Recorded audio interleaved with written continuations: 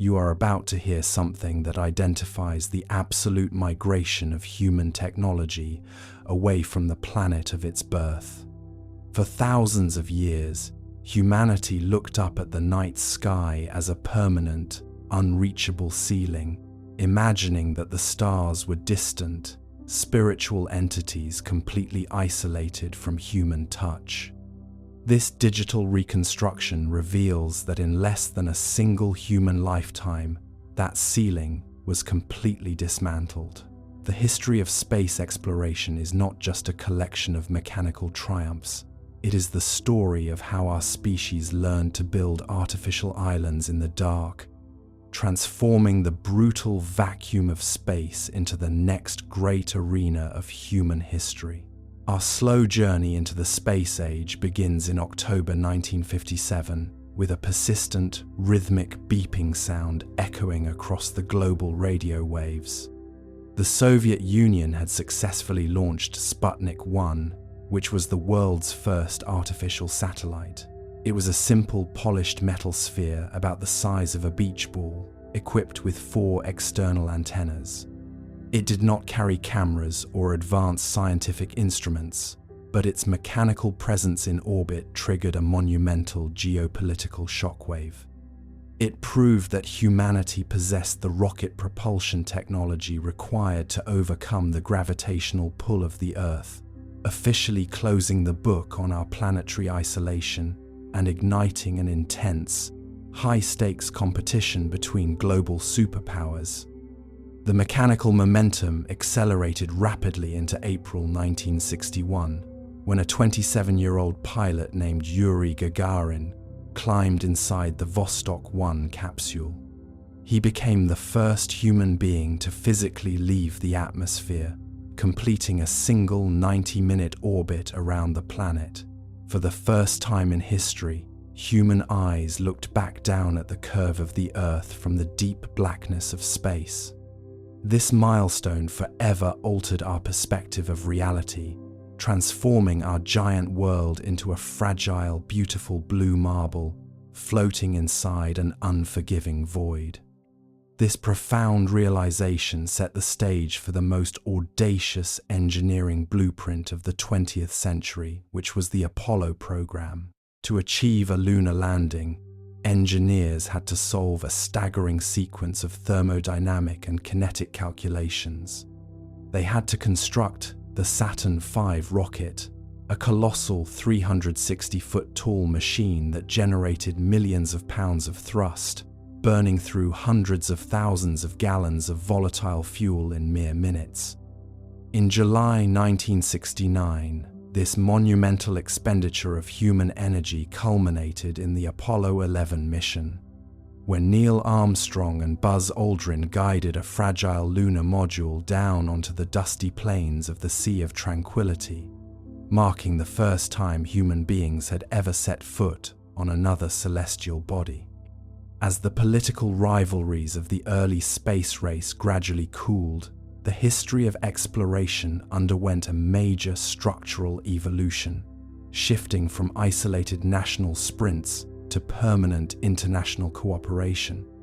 This transition is perfectly embodied by the International Space Station, a massive modular laboratory that has been continuously inhabited by rotating global crews since the year 2000.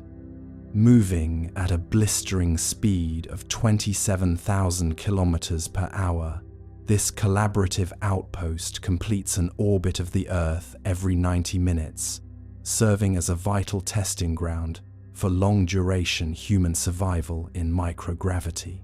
Every slow chapter of this celestial timeline introduces a fascinating, deeply humbling realization.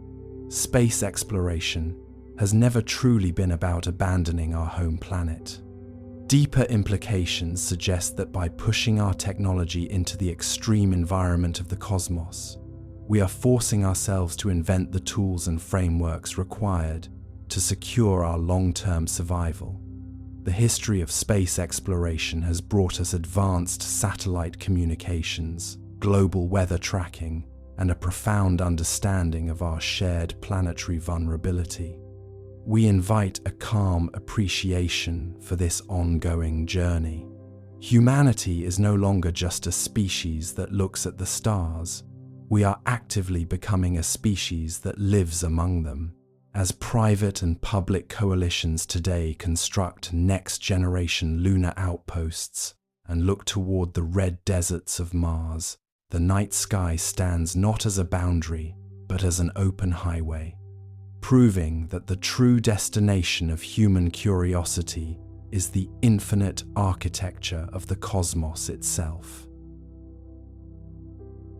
If you enjoy these deep explorations in space, consider subscribing or hitting the like button. It really helps the channel grow and allows me to make content like this. October 1957 marked the quiet beginning of humanity, leaving its home planet behind. A small metallic sphere orbited above the atmosphere and sent rhythmic beeps back to Earth. Astronomers tracked the strange signal across the night sky using rudimentary radio receiving equipment. The vast emptiness above suddenly held a human creation drifting through the silent cosmic ocean. This mechanical traveler proved that reaching beyond the blue sky was truly a possible achievement. People looked upward with a mixture of profound wonder and quiet uncertainty about the future. The cold vacuum of space became a brand new destination for modern scientific exploration efforts. Simple technologies opened an immense gateway into an environment completely untouched by earthly life. Every orbit confirmed that the boundaries of human knowledge were shifting outward very slowly. Modest transmitters sent data across hundreds of miles of empty space down to ground stations. Engineers listened intently to the faint electronic pulses whispering through the dark evening air. The planet below continued its slow rotation, while a new artificial moon completed its journey. Early voyages focused heavily on reaching the nearest regions of our immediate orbital neighborhood. Scientists soon realized that the local environment was far more complex than anyone predicted. Magnetic fields trapped invisible particles in giant belts wrapped tightly around the rotating Earth. Instruments struggled to measure the delicate forces operating just beyond the protective atmospheric blanket. Each successful mission provided a tiny piece of an incredibly large and intricate puzzle. Progress required immense patience and a willingness to accept frequent failures along the way. We learned to listen to the subtle murmurs of instruments floating in deep silence. The history of space exploration is a narrative written in very small, deliberate steps. No single event transformed our understanding of the universe overnight or with complete certainty. Instead, we find a long series of quiet observations accumulating over many decades past. The journey outward demands that we change how we perceive distance and time itself. We look backward to see how far our collective perspective has shifted since then. Let us begin this slow journey through the quiet history of our cosmic exploration. The air grows thin as we look upward toward the edge of the world. For thousands of years, the sky was a ceiling that humans could only observe with their eyes. It was a canvas of predictable motions and distant points of light that seemed completely unreachable. The boundary between our world and the outside universe felt permanent and absolute. Yet the desire to understand what lay beyond that boundary was always present in human thoughts. We began to build tools that could pierce the upper layers of the atmosphere. Early rockets were small and uncertain devices that climbed for only a few moments before falling back down. They did not reach space, but they allowed us to glimpse the curvature of the Earth. The images returned were grainy and black and white, showing a delicate curve against profound darkness. This was the first time we saw the limits of our own home from above. The transition from high-altitude flight to true orbit required a fundamental change in speed. To stay above the Earth, a machine must travel fast enough that its fall matches the curve of the planet. This delicate balance creates the sensation of weightlessness that defines the orbital environment. It is a state of perpetual falling that never touches the ground. When the first satellite achieved this balance, it established a new relationship between humanity and the cosmos. The silence of space is absolute because there is no air to carry sound waves. The early satellites moved through this silence without making a sound of their own. They were simple machines, carrying thermometers and pressure gauges to test the conditions of the void. What they found was a region dominated by radiation and thin streams of particles from the sun. The space around Earth was not completely empty, but filled with invisible forces. As we watch these early moments, we feel the momentum of human curiosity beginning to build. The steps were small, and the data was limited to simple measurements. Yet, each successful transmission proved that we could operate machines in an environment hostile to life. We were learning the basic language of spaceflight, one broadcast at a time. The sky was no longer a ceiling, but an open doorway leading outward. To fully understand the modest physical scale of these early technological triumphs, we can compare them to familiar experiences on the surface of our Earth. Think about a long, peaceful walk that takes you across a vast, open prairie for many days. If you walked without stopping for an entire year, you would cover several thousand miles of terrain. This distance seems immense to a person on foot witnessing changing landscapes and passing seasons along the way. Yet, the first artificial satellites orbited at a vertical height that a conventional automobile could easily travel in a few hours. The International Space Station today orbits only about 250 miles above the solid ground beneath us. This altitude is actually closer than the driving distance between many major metropolitan cities on the surface of our planet. If you could drive a mechanical vehicle straight upward into the sky, you would arrive in space in less than half a day. The true difficulty of spaceflight is not the absolute distance itself, but rather the immense kinetic energy required to climb against gravity. Space is remarkably close to our everyday lives, but it requires tremendous velocity to reach and maintain an orbital path.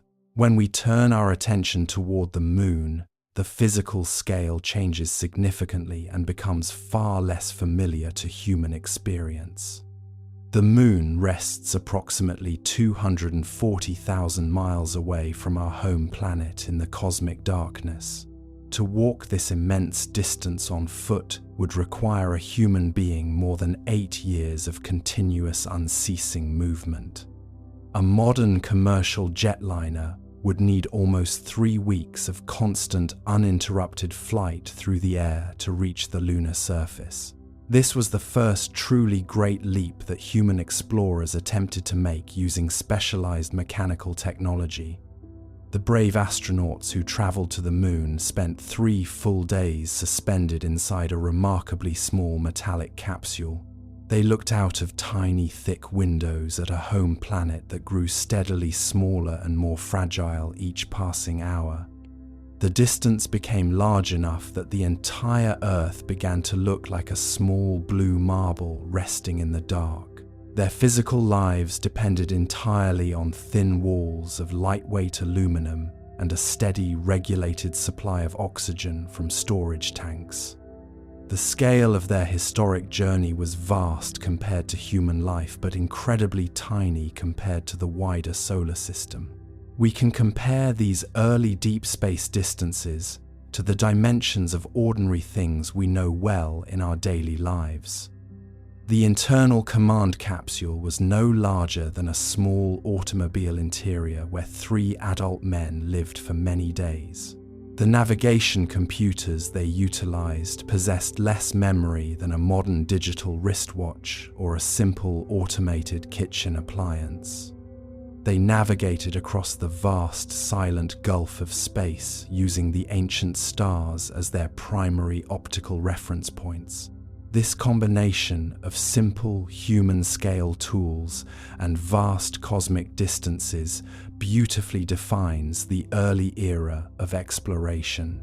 As we look deeper into this transitional period, we observe how our relationship with time began to alter quite fundamentally.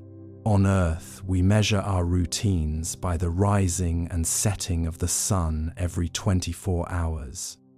In low Earth orbit, however, a spacecraft witnesses a sunset or a sunrise every 90 minutes without interruption. This rapid cycling of light and shadow distorts the traditional human perception of day and night completely. The mechanical observers adjusted to this rhythm by operating under standard ground time regardless of the exterior illumination. The early automated probes sent to investigate the lunar environment faced unprecedented challenges regarding communication delays across these distances. Even though radio signals travel at the ultimate speed of light, they still require more than 1 full second to cross the void. This meant that controllers on the ground were always looking at the state of the spacecraft slightly in the past. Every command sent into the night took time to arrive, and every confirmation took time to return home. This subtle delay introduced a quiet tension into every maneuver performed near the cratered lunar surface. We must also reflect on the delicate nature of the materials used to construct these pioneering robotic explorers. Engineers utilized fragile filaments of gold leaf and thin sheets of synthetic plastic to insulate the delicate internal electronics. These materials were chosen because weight was the most critical factor during the initial launch phase of every mission. A single extra pound of weight required significantly more fuel to lift beyond the heavy atmospheric blanket of Earth. The resulting designs resembled delicate metallic insects rather than the robust machines found in heavy industrial factories on Earth. The ground stations built to track these distant travelers were established in remote locations around the world to ensure continuous coverage. Large parabolic dishes pointed silently toward the sky, waiting for the weak signals to rise above the local horizon. These stations were often located in quiet valleys, far removed from the electrical noise of modern human civilization. The people working there spent long night shifts, listening to the rhythmic static of the universe, hoping to detect the probe. The successful reception of a data packet was celebrated with quiet relief before preparing for the next tracking pass. Each component of the early spacecraft was handmade and tested repeatedly under simulated conditions of extreme heat and absolute cold. Technicians worked in clean rooms wearing protective clothing to prevent a single grain of dust from ruining a circuit. They knew that once a machine left the launch pad, there was no possibility of repairing a mechanical failure. The success of an entire multi-year project depended on the perfection of thousands of tiny soldered connections. This meticulous attention to detail became the foundation of modern aerospace engineering practices. As the years progressed, the targets of our exploration moved beyond the Moon toward the nearest planetary bodies in our system. This transition required an even greater expansion of our understanding of distance and operational longevity. The time required to reach these worlds was measured not in days, but in long, lonely months of silent coasting. The spacecraft became true independent travelers, navigating through the gravitational fields of the inner solar system with minimal human intervention. The data returned from these distant missions arrived in the form of binary code translated into black and white images. Each pixel represented a specific measurement of light intensity reflected from a surface we had never seen before. Scientists gathered around small monitors, waiting for the lines of the image to appear one by one from top to bottom. The process was slow and deliberate, mimicking the pace of the exploration itself. These early views of alien worlds were often blurry and indistinct, yet they filled researchers with profound appreciation. We find that the human element of this history is filled with quiet dedication and immense patience across generations. Many engineers spent their entire working careers designing a single instrument that would fly on a single specific mission. They watched the launch with a mixture of pride and anxiety, knowing their life work was now accelerating into the void. If the mission succeeded, they spent their remaining years analyzing the precious data stream that resulted from their labor. This long-term commitment contrasts sharply with the fast-paced nature of most modern human endeavors. The objects we sent into space during this early period have now become historical artifacts in their own right. Some continue to orbit the Earth as silent, dark shapes whose missions ended many decades in the past. Others remain resting on the dusty plains of the Moon, preserved perfectly by the total absence of atmospheric weathering. They do not rust or decay because there is no moisture or oxygen to interact with their metal surfaces. They will remain there for thousands of years, looking exactly as they did when they first arrived. This preservation creates a strange bridge between our present moment and the mid-20th century when exploration began. If a human explorer were to visit these landing sites in the distant future, they would find things undisturbed. The tools left behind by the early astronauts sit precisely where they were dropped in the grey lunar dust. The footprints remain sharp and clear, as if the boots had pressed into the soil just a few moments ago. This stillness is a defining characteristic of the cosmic environment we are slowly learning to navigate. To understand the slow progress of this historical narrative, we must also consider the frequent setbacks that occurred.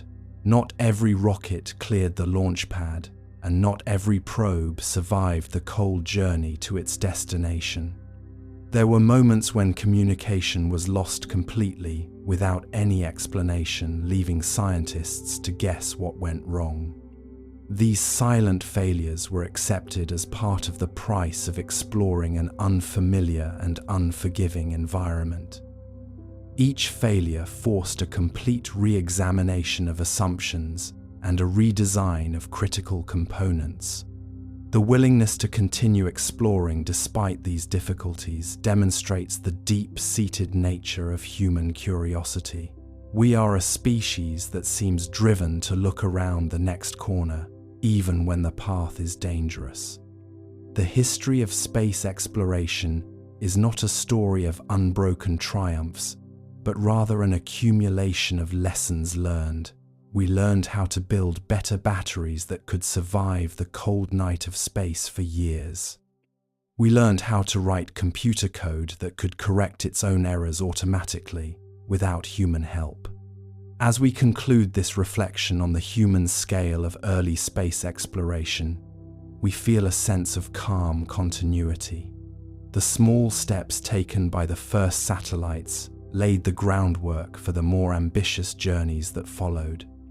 The simple measurements of magnetic fields and radiation belts provided the essential map we needed to venture further. We began to realize that our planet was not an isolated cradle, but part of a larger interconnected cosmic system. The doorway was open, and we were just beginning to step through it very slowly. To understand the distances involved in these early missions, we can look at our own world. Think about a long walk that takes you across a vast open plain for many days. If you walked without stopping for an entire year, you would cover several thousand miles. This distance seems immense to a person on foot, changing landscapes and seasons along the way. Yet the first satellites orbited at a height that could be driven in a few hours. The space station today orbits only about 250 miles above the ground. This is closer than the distance between many major cities on the surface of the Earth. If you could drive a car straight upward, you would arrive in space in less than half a day. The difficulty is not the distance itself, but the energy required to climb against gravity. Space is remarkably close to us, but it requires immense effort to reach.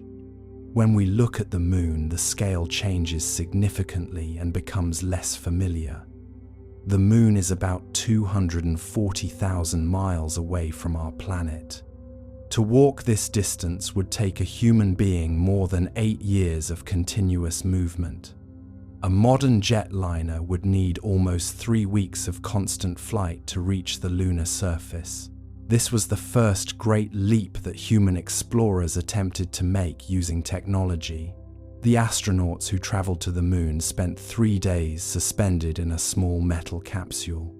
They looked out of tiny windows at a home planet that grew steadily smaller each hour. The distance was large enough that the Earth began to look like a marble in the dark. Their lives depended on thin walls of aluminum and a steady supply of oxygen from tanks. The scale of their journey was vast compared to human life, but tiny compared to the solar system. We can compare these early distances to the sizes of things we know well. The capsule was no larger than a small automobile interior where men lived for days. The computers they used had less memory than a modern watch or a simple kitchen appliance. They navigated across the vast gulf of space, using the stars as reference points. This combination of simple human-scale tools and vast cosmic distances defines the early era. Let us move our focus outward to the robotic explorers sent to the nearest planets. Venus was the first destination for probes seeking to understand our planetary neighbors. Early scientists thought Venus might be a tropical paradise hidden beneath its thick clouds. They sent spacecraft equipped with cameras and simple atmospheric sensors to investigate the shroud. The reality discovered by these machines was far more mysterious and difficult to comprehend. The probes approached the planet and dropped through the dense layer of yellowish clouds. As they descended, the atmospheric pressure increased to levels found deep inside Earth oceans. The temperature rose until it was hot enough to melt lead on the surface. The instruments lasted for only an hour or two before being crushed and melted by the environment. Venus was not a paradise, but a world of extreme heat and crushing atmospheric weight. We learned that Venus suffers from a runaway greenhouse effect that traps all solar heat. The thick atmosphere of carbon dioxide acts like a heavy blanket that never allows the planet to cool. This discovery showed us how planetary atmospheres can change in ways that make life impossible. The mystery of why Venus evolved so differently from Earth remains an active area of study. We accept that some worlds are profoundly hostile to our existence. Now let us move outward to the red plains of Mars, which captured human imagination for centuries. Early telescopic observations revealed shifting dark markings and polar ice caps that grew and shrank. Some observers imagined vast networks of canals carrying water across a dying desert world. The first successful flyby missions in the 1960s shattered these romantic illusions completely. The cameras revealed a cold, barren surface covered in craters like the Moon. Later, missions landed gently on the red soil to analyze the chemistry of the rocks. They found a thin atmosphere composed mostly of carbon dioxide and a surface swept by dust storms. There were no canals, but there were massive dried riverbeds and ancient lake basins. Water once flowed here in great abundance long ago, before the atmosphere thinned away. The question of where the water went and whether life existed remains unanswered. We watch the rovers move slowly across the Martian landscape, searching for chemical clues. They travel only a few yards each day, stopping to drill into rocks and photograph the horizon. The horizon looks strangely familiar, with rolling hills and distant mountains under a pinkish sky. Yet the silence there has lasted for billions of years, without any interruption from living things. We find comfort in the quiet persistence of these robotic explorers on a distant shore.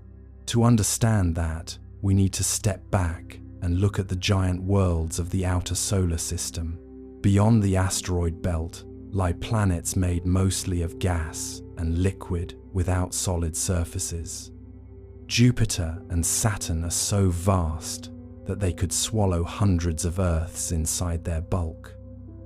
The voyages to these outer regions required years of silent drifting through the cold dark. The spacecraft used the gravity of planets to swing themselves deeper into the void. When the Pioneer and Voyager probes reached Jupiter, they found a world of swirling storms. The Great Red Spot was revealed as a massive hurricane, larger than our entire home planet. The moons of Jupiter were found to be active worlds with volcanic eruptions and icy oceans. One moon, named Io, covered its surface in fresh lava, while another, named Europa, hid water beneath ice. The diversity of these distant places exceeded all scientific expectations. The mystery of how these giant planets formed and structured their moons is still not fully understood.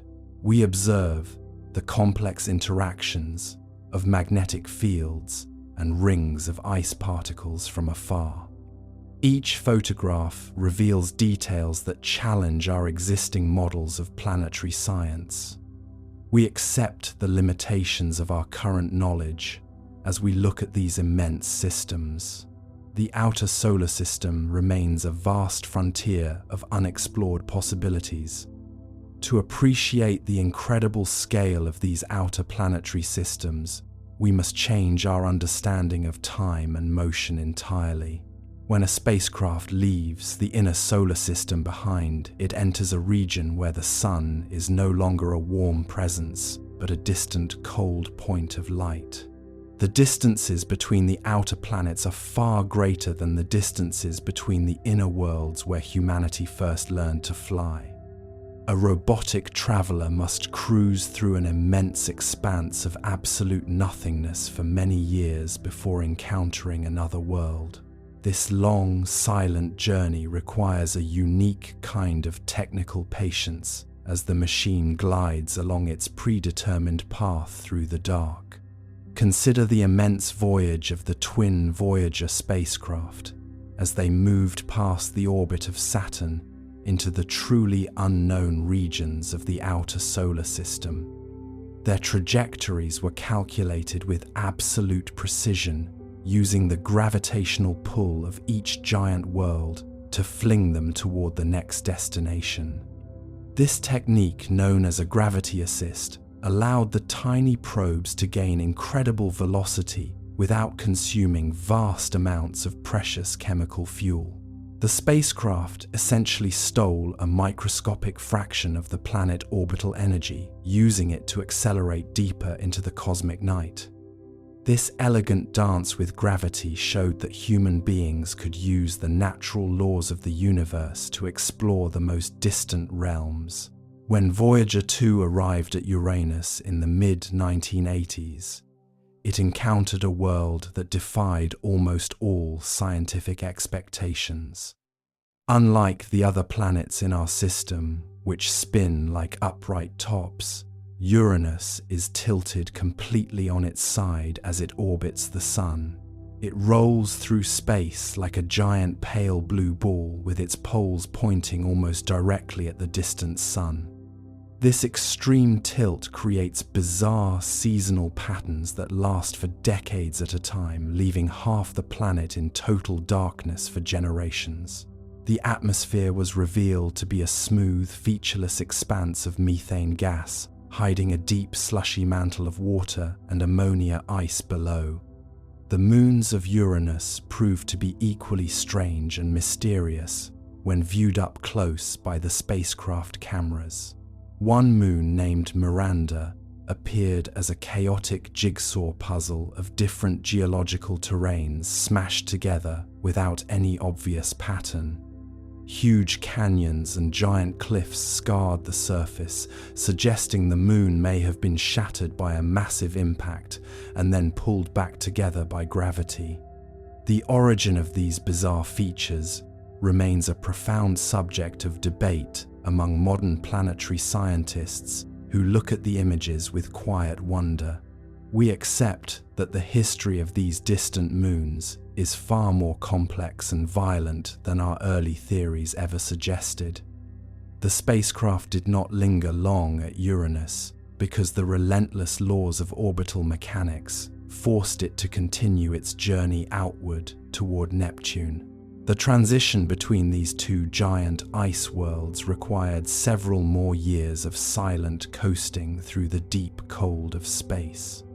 During this long drift, the Sun grew even smaller until it appeared as nothing more than an exceptionally bright star in the daytime sky. The light reaching the spacecraft was so weak that the cameras required long exposure times to capture any visible features on the distant planet. The engineers on Earth had to reprogram the computers from hundreds of millions of miles away to adjust for these low light conditions. When Neptune finally came into focus in the late summer of 1989, it revealed a vibrant, deep blue world, completely different from the pale green Uranus. Despite receiving very little energy from the distant Sun, Neptune possessed a wildly active atmosphere driven by supersonic winds. Massive dark storms larger than entire continents moved across the blue clouds, accompanied by high-altitude white streaks of methane ice. The source of the internal heat that drives these ferocious winds remains an unresolved puzzle that challenges our models of atmospheric physics. We observe the beauty of these storms while recognizing the limits of our ability to explain their continuous motion. The largest moon of Neptune, named Triton, provided another astonishing revelation for the scientists waiting anxiously back on Earth. Now let's slowly expand outward. One level beyond our own solar system lies the Milky Way, our home galaxy. To a human, the Milky Way is unimaginably large. It contains hundreds of billions of stars, each perhaps holding its own family of planets. If our solar system were the size of a single grain of sand, the Milky Way would be the size of a large city. It takes light, the fastest thing in the universe, about 100,000 years just to cross from one side of our galaxy to the other. Scientists understand the Milky Way by observing the way its stars orbit a common center, a quiet, swirling dance of gravity that has been repeating for over 13 billion years. What we know so far suggests that we are a typical spiral galaxy, a beautiful, orderly structure of gas and dust. But even with everything we've learned, there are still things we don't fully understand about our own home. We see hints of dark matter holding the edges together, acting like an invisible scaffolding we cannot touch. Not because we're missing something urgent, but because the universe moves slowly and we have only been watching for a heartbeat of cosmic time. And for now, that uncertainty is simply part of the picture. It doesn't need to be resolved tonight. With that in mind, let's move outward once more to an even larger scale. Ga, ga, ga.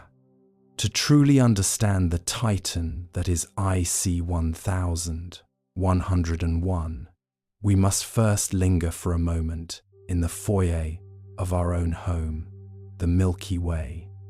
When we look up at a dark sky, we see a misty river of light flowing across the heavens. To the ancient Greeks, it was spilled milk. To others, a celestial path. Scientifically, we know it as a barred spiral galaxy, a swirling disk of dust, gas, and at least 200 billion stars. Our sun is just one of those stars, tucked away in a quiet suburb known as the Orion Arm.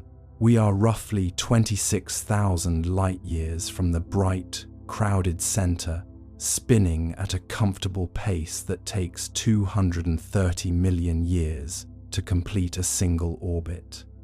The last time we were in this exact spot in space, dinosaurs were only just beginning to walk the Earth. This is the rhythm of the local neighborhood. It is a slow, majestic carousel. We think of our galaxy as massive, and in human terms, it is. If you were to try and count every star in the Milky Way, 1 star per second, you would be counting for nearly 7,000 years. It is a number that exceeds the span of recorded human history. And yet, when we compare this to the largest galaxy ever found, the Milky Way begins to feel like a small, cozy village.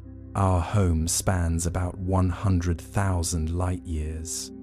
It is a vast distance, one that light the swiftest messenger takes a millennium of centuries to cross. But the universe is a ladder of scales, and we are currently standing on one of the bottom rungs. Scientists understand the Milky Way by observing the motion of the stars near its heart. There, stars move with a frantic, hidden energy, orbiting a central point of immense gravity. This is Sagittarius A*, a supermassive black hole. It is the anchor of our galaxy, a dark sun around which all else revolves. Yet, despite its power, it represents only a tiny fraction of the galaxy's total mass. The rest of the mass is a mystery. When we measure how fast the stars at the outer edges are moving, they seem to be moving too fast. By all the laws of visible matter, they should be flying off into the void, like water droplets spun from a wet cloth. But they stay. They are held by an invisible hand. This is the invisible scaffolding mentioned before dark matter. We cannot see it, we cannot taste it, and it passes through your body right now without leaving a trace. It is a ghost that holds the stars in place.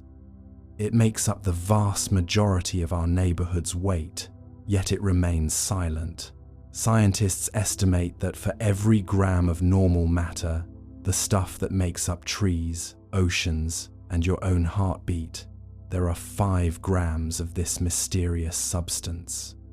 We are like children looking at a magnificent building and only seeing the windows, unaware of the steel beams behind the glass. But there is no tension in this mystery. The Milky Way has been held together by this invisible support for over 13 billion years. It is not going anywhere. It is a stable, maturing structure. We see other galaxies in our local group, like the Andromeda Galaxy, which is currently drifting toward us at 250,000 miles per hour. Even at that speed, the collision won't happen for another 4 billion years. The universe is so empty that when our 2 galaxies eventually merge, the stars themselves will likely never touch. They will simply pass by each other like ghosts in a hallway, eventually settling into a new, larger arrangement. The Milky Way is a place of constant, quiet recycling. In the cold clouds of gas and dust between the stars, gravity is always at work. It pulls the dust together until it grows hot and dense, eventually igniting into a new star. When those stars die, they exhale their elements back into the void: carbon, oxygen, iron, the very ingredients that eventually formed the Earth and everything on it. We are literally made of the recycled breaths of ancient stars in this local neighborhood. It is a closed system of cosmic elegance. However, as we look further out, we realize that the Milky Way is part of a small, relatively lonely cluster called the Local Group.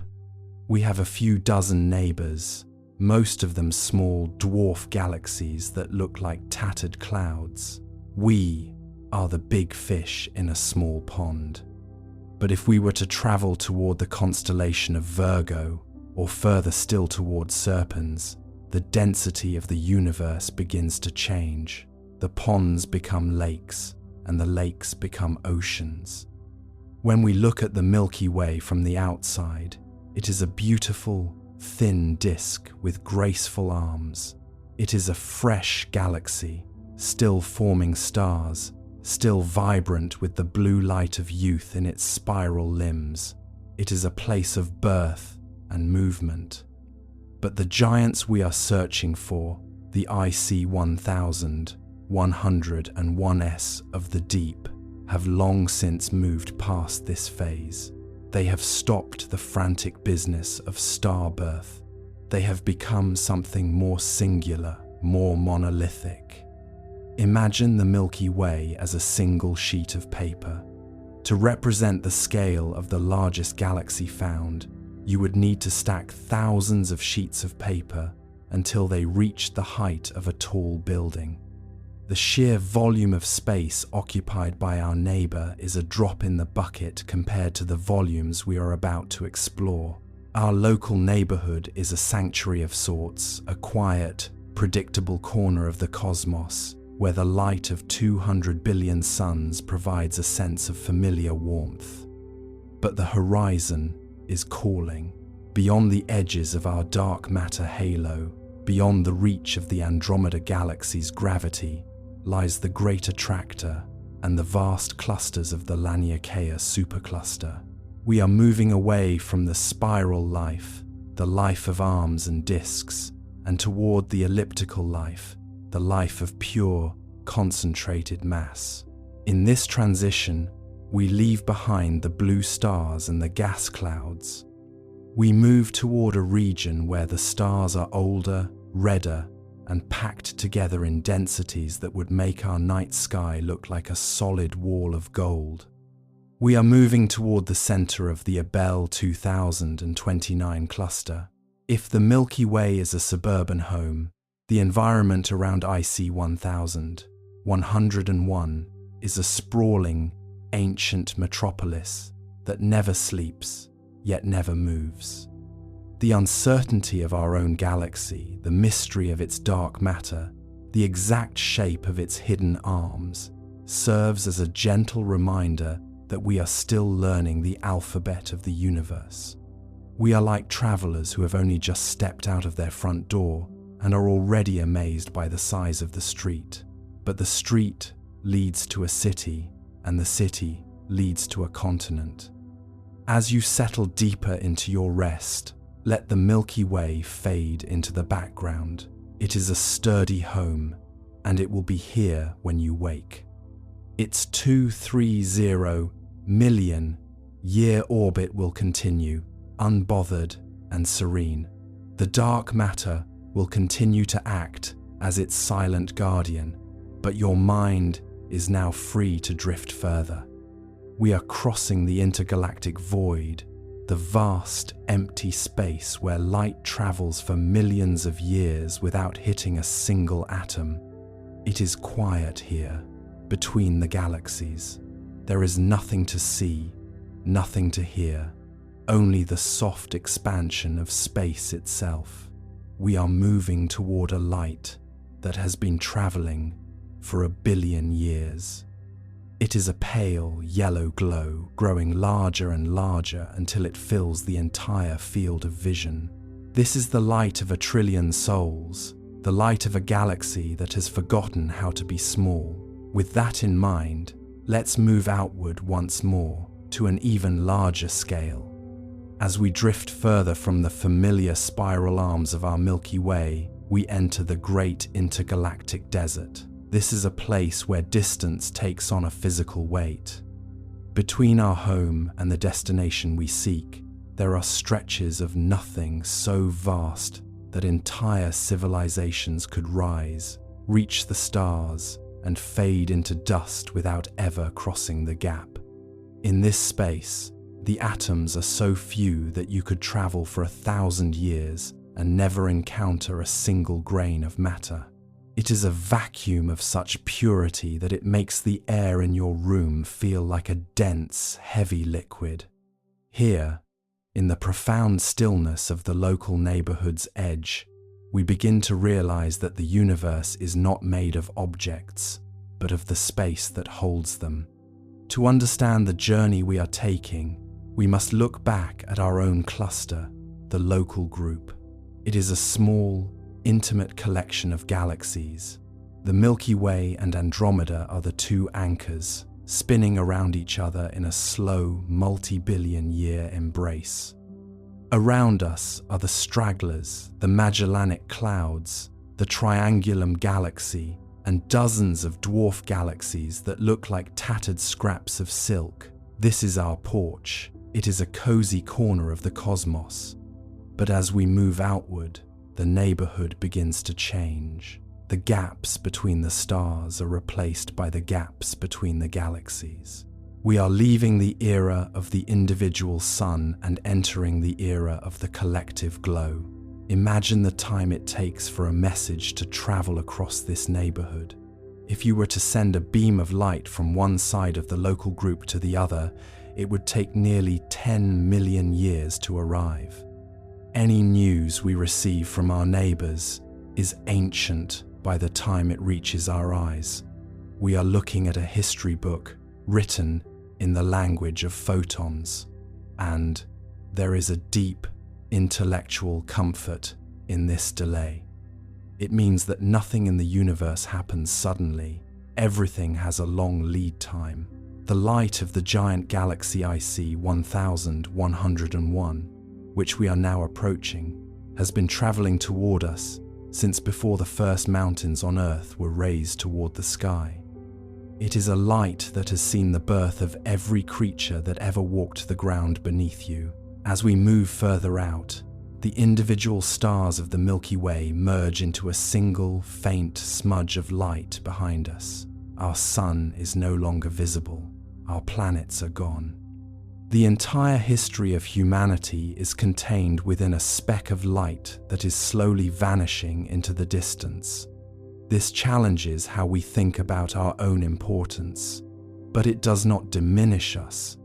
Instead, it expands us. We are the consciousness that has traveled this far. We are the part of the universe that is looking back at the porch we just left. There is no urgency to return. The local neighborhood is safe. It is held in the same laws of physics that govern the giant we are about to meet. Scientists observe these distant scales by using gravitational lenses, places where the mass of a cluster is so great that it bends the light from even more distant objects, like a cosmic magnifying glass. It is as if the universe is helping us to see it. It is providing the tools for its own discovery. This suggests a sense of cosmic continuity, a feeling that the universe is not just a random collection of things, but a coherent system that wants to be understood. As we move outward, we are not moving into chaos. We are moving into a more complex form of order. The light of IC 1101 is now a dominant presence in our field of vision. It is no longer a smudge. It is a sprawling, golden continent of light. It is an elliptical giant, a structure that has moved past the frantic star birth phase of our own neighborhood and into a state of graceful endurance. While the Milky Way is still working, busy making new stars and recycling gas, IC 1101 has finished its labor. It is a place of rest. Its trillions of stars are old, steady, and red. They move in paths that are millions of light years long. To a star in this galaxy, 1 billion years is just a season. But even with our best telescopes, there are things about this transition that remain accepted unknowns. We don't fully understand the warm, hot, intergalactic medium, the thin, invisible gas that lingers between the clusters. It is so hot that it should be glowing brightly, yet it is so thin that it is almost impossible to detect. It is a ghost of the early universe, a remnant of the fire that started it all. For now, that uncertainty is simply part of the picture. We don't need to measure every atom to feel the warmth of the cosmic breath. We can simply exist in the space between the explanations. As you drift deeper into the night, imagine yourself floating in that intergalactic void. You are halfway between our local neighborhood and the giant galaxy. Behind you is the familiar glow of home. Ahead of you is the golden orb of the deep. You are in the most peaceful place in existence. There is no gravity here to pull you down, no atmosphere to limit your vision. You are a point of awareness in a sea of infinite space. The expansion of the universe is carrying you gently forward, a silent current that moves without effort. Over immense spans of time, the light of the trillion souls in IC 1101 will wash over you. It is a light that has been purified by its journey through the void. It is a light that has lost all its shadows. In the heart of the largest galaxy, there are no dark corners. Everything is illuminated by the soft, amber radiance of ancient suns. This is the goal of our expansion, to move from the small, shadowed world of the local neighborhood into the broad, unshadowed light of the cosmic giants. With that in mind, let's move outward once more, to an even larger scale. We are leaving the porch and entering the city. We are moving from the familiar stars to the structures that hold the stars. The universe is getting larger and we are getting quieter. There is no rush. The light has been traveling for 1 billion years. It can wait for us to drift into its embrace. The steady, unceasing flow of time and space is the only thing that matters now. The numbers are fading. The distances are merging. There is only the light, the yellow glow of 1 trillion suns, waiting to tell us the rest of the story. When we think about size, we often imagine it in human terms. Distances we can walk in an afternoon, the height of a mountain that takes a day to climb, objects we can see with our own eyes, like a cathedral or a sprawling city. For example, if you were to walk consistently without stopping, it would take you about 9 years to walk the circumference of the Earth. That feels like a long time. It represents a significant portion of a human life. But in the context of the universe, the Earth is not an object of size, it is a point of departure. Astronomers often feel like cartographers trying to map an ocean while standing on a single grain of sand. This comparison isn't perfect, but it gives us a calm place to begin. Beyond our atmosphere, the definition of an object begins to change. It stops being something with a hard edge and starts becoming a collection of influences. Now, let's slowly expand outward. Consider, for a moment, the concept of a long journey in your own life. Perhaps it is a drive across a continent where the landscape shifts slowly from green forests to rolling plains. You measure that progress by the hours on a clock, the meals you eat, and the rising and setting of the sun. To us, 1,000 miles is a formidable distance. It is a distance that requires planning, fuel, and time. Yet, if we were to shrink the entire Earth down to the size of a single glass marble, that 1,000-mile journey would be a microscopic scratch on its surface, invisible to the naked eye. We live our entire lives on the skin of this marble, rarely considering the depth of the void that begins just a few miles above our heads. If you were to stand in an open field and look up at a clear night sky, your eyes are reaching out across distances that the human brain isn't quite equipped to process. When you see the moon, you are looking at an object that is about 239,000 miles away.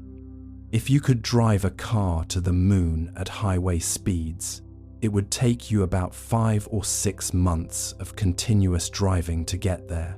No stops for rest, no traffic, just a straight line through the silence. This is our nearest neighbor, a mere stone's throw in the cosmic sense, yet it already exceeds the scale of a human life's daily movement. As we move further, we must leave behind the measurements of miles and kilometers. They become too small, like trying to measure the width of the Atlantic Ocean using a ladybug as a ruler. Instead, we use the speed of light. Light is the fastest thing we know of, traveling at 186,000 miles per second. In the time it takes you to blink, light has already circled the Earth 7 times. It is a speed so fundamental that it sets the pace for the entire universe. And yet, even at this impossible speed, the universe is so vast that light itself takes time to get anywhere. When you look at the moon, you are seeing it as it was 1.3 seconds ago. You are already looking into the past, if only by a moment. To understand the largest structures in existence, we have to get comfortable with this idea of light time. Think of it as a cosmic delay. The further out we look, the further back in time we see. It is a gentle, natural form of time travel. If the sun were to suddenly go out, we wouldn't know for 8 minutes.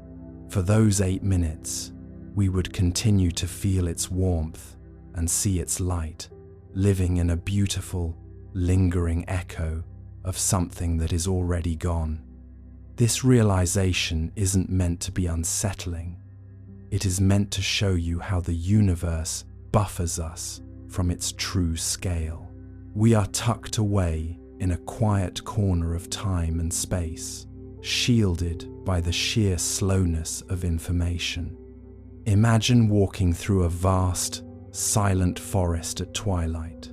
You can see the trees immediately around you with great detail, the texture of the bark, the shape of the leaves. But as you look further away, the trees become silhouettes, and eventually they blend into a soft, indistinct grey haze. The universe is much like this forest. Near us, we see individual planets and stars. But as we expand our perspective, those individuals begin to group together. They become part of something larger, something more diffuse. We often think of objects as things made of solid matter, a rock, a house, a mountain. But as we move into the human-scale perspective of the cosmos, we see that objects are often mostly empty space. If you were to take an atom, the building block of everything you see, and blow it up to the size of a football stadium, the nucleus would be like a small marble in the center, and the electrons would be like tiny gnats buzzing around the very highest seats in the stands. Everything in between is nothing, emptiness. To you, the chair you are sitting on and the planet beneath you are made almost entirely of this nothingness, held together by invisible forces. This same principle applies to the stars and galaxies. If we imagine our galaxy, the Milky Way, as a vast city, the stars are like individual streetlights. From a distance, the city looks like a solid glow of light, a single object of immense proportions. But as you move inside, you realize the streetlights are blocks, even miles apart. There is a great deal of dark, quiet space between them. When we talk about the largest object, we are talking about a structure that is made of billions of these cities, all arranged in a way that suggests a grand, hidden order. Scientists spend decades trying to find the edges of these structures. They use massive telescopes that act like buckets, slowly collecting the faint, tired photons of light that have been traveling for millions of years just to reach us. What they find is that the universe isn't just a random collection of things thrown into a box. It has a texture, it has a shape. It looks like a web, or perhaps the neurons in a brain, or the foam on top of a cup of coffee. It is a collection of filaments and voids, where the objects are so big that they define the very curvature of space itself. As you lie there, let the scale of this begin to wash over you. You are a part of this structure. The atoms in your body were forged in the hearts of stars that lived and died billions of years ago. You are a way for the universe to look back at itself and wonder about its own size. There is no need to feel overwhelmed. Just as a single cell in your body doesn't need to understand the complexity of your entire life to do its job, you don't need to grasp the 93 billion light-years of the observable universe to be a part of it. You are anchored here, on this 9-year walk-wide marble, safe and still. We are about to step off this marble and begin the climb. We will move through the solar system, past the giants of gas and ice, and out into the interstellar dark. We will see things that defy the imagination, but we will do so with the same calm, rhythmic pace. The universe is patient. It has been expanding for 13.8 billion years, and it is in no hurry to finish. Now, let us take that first step away from the familiar. Let us leave the lights of Earth behind and look toward the sun, our local anchor and the first true giant in our path. To understand the vastness of the largest objects ever discovered, we must first reconcile our own physical presence with the immediate neighborhood of our star. We often think of our world as a massive, solid foundation, a place of continents and oceans that take days to cross by air and weeks by sea. But as we elevate our perspective, the Earth begins to shrink, transitioning from a world of infinite variety into a singular, fragile marble of blue and white, suspended in a velvet dark that is deeper than any night you have ever experienced on the ground. Consider the distance between your home and the Sunday. It is approximately 93 million miles. To a human mind, 93 million of anything is an abstraction, a number that sits on a page without a physical weight. But let us try to feel that distance. If you were to board a commercial jet and fly toward the sun at a constant cruising speed, you would not arrive for 19 years. You would spend nearly 2 decades in the air, crossing a silent, airless gulf just to reach the nearest star. This is the scale of our local backyard. It is a distance that defines the boundaries of our biological reality, yet in the cosmic census, it is a microscopic gap. The sun itself is the first true lesson in the universe's love for the gargantuan. It is a sphere of glowing plasma, so immense that if it were hollow, you could pour 1,300,000 Earths into it. Imagine a large glass jar filled with tiny grains of sand.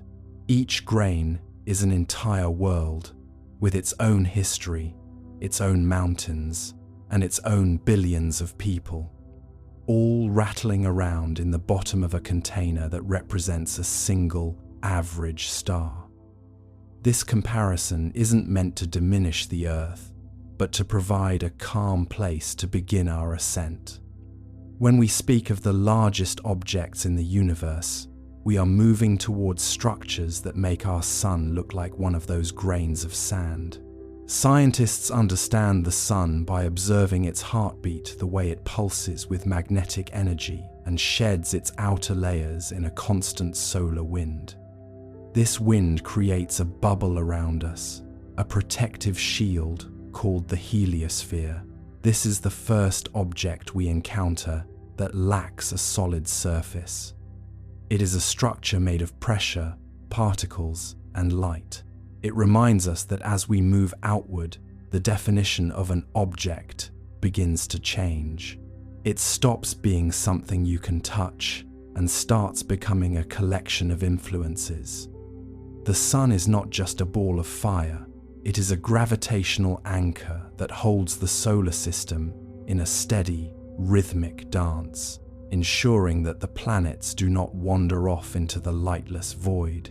Astronomers often feel like cartographers trying to map an ocean while standing on a single grain of sand. We look out from our small vantage point and try to measure the height of mountains we can never climb. Beyond our atmosphere, the very concept of up and down dissolves, replaced by a sense of inward toward gravity and outward toward the unknown. As we drift away from the sun, the light begins to thin. The warmth of the hearth fades, replaced by the bracing, silent cold of the interstellar medium. This is the space between the stars, a realm that was once thought to be empty but is actually filled with the ghosts of dead suns and the seeds of new ones. Imagine walking across a frozen lake at night. The ice is thick and the air is still. In the distance, you see the faint glow of a cabin's window. That cabin is the nearest star system, Alpha Centauri.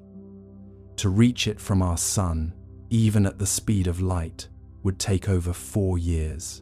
If you were walking at a human pace, the journey would take tens of thousands of generations. You would be born, live, and pass away in the dark, as would your children and their children, all while the destination remained a distant, unwavering point of light. This is the neighborhood of our galaxy. It is a place of immense, lonely roominess, where the objects are islands separated by oceans of silence. What makes this strange is not just the distance, but the time.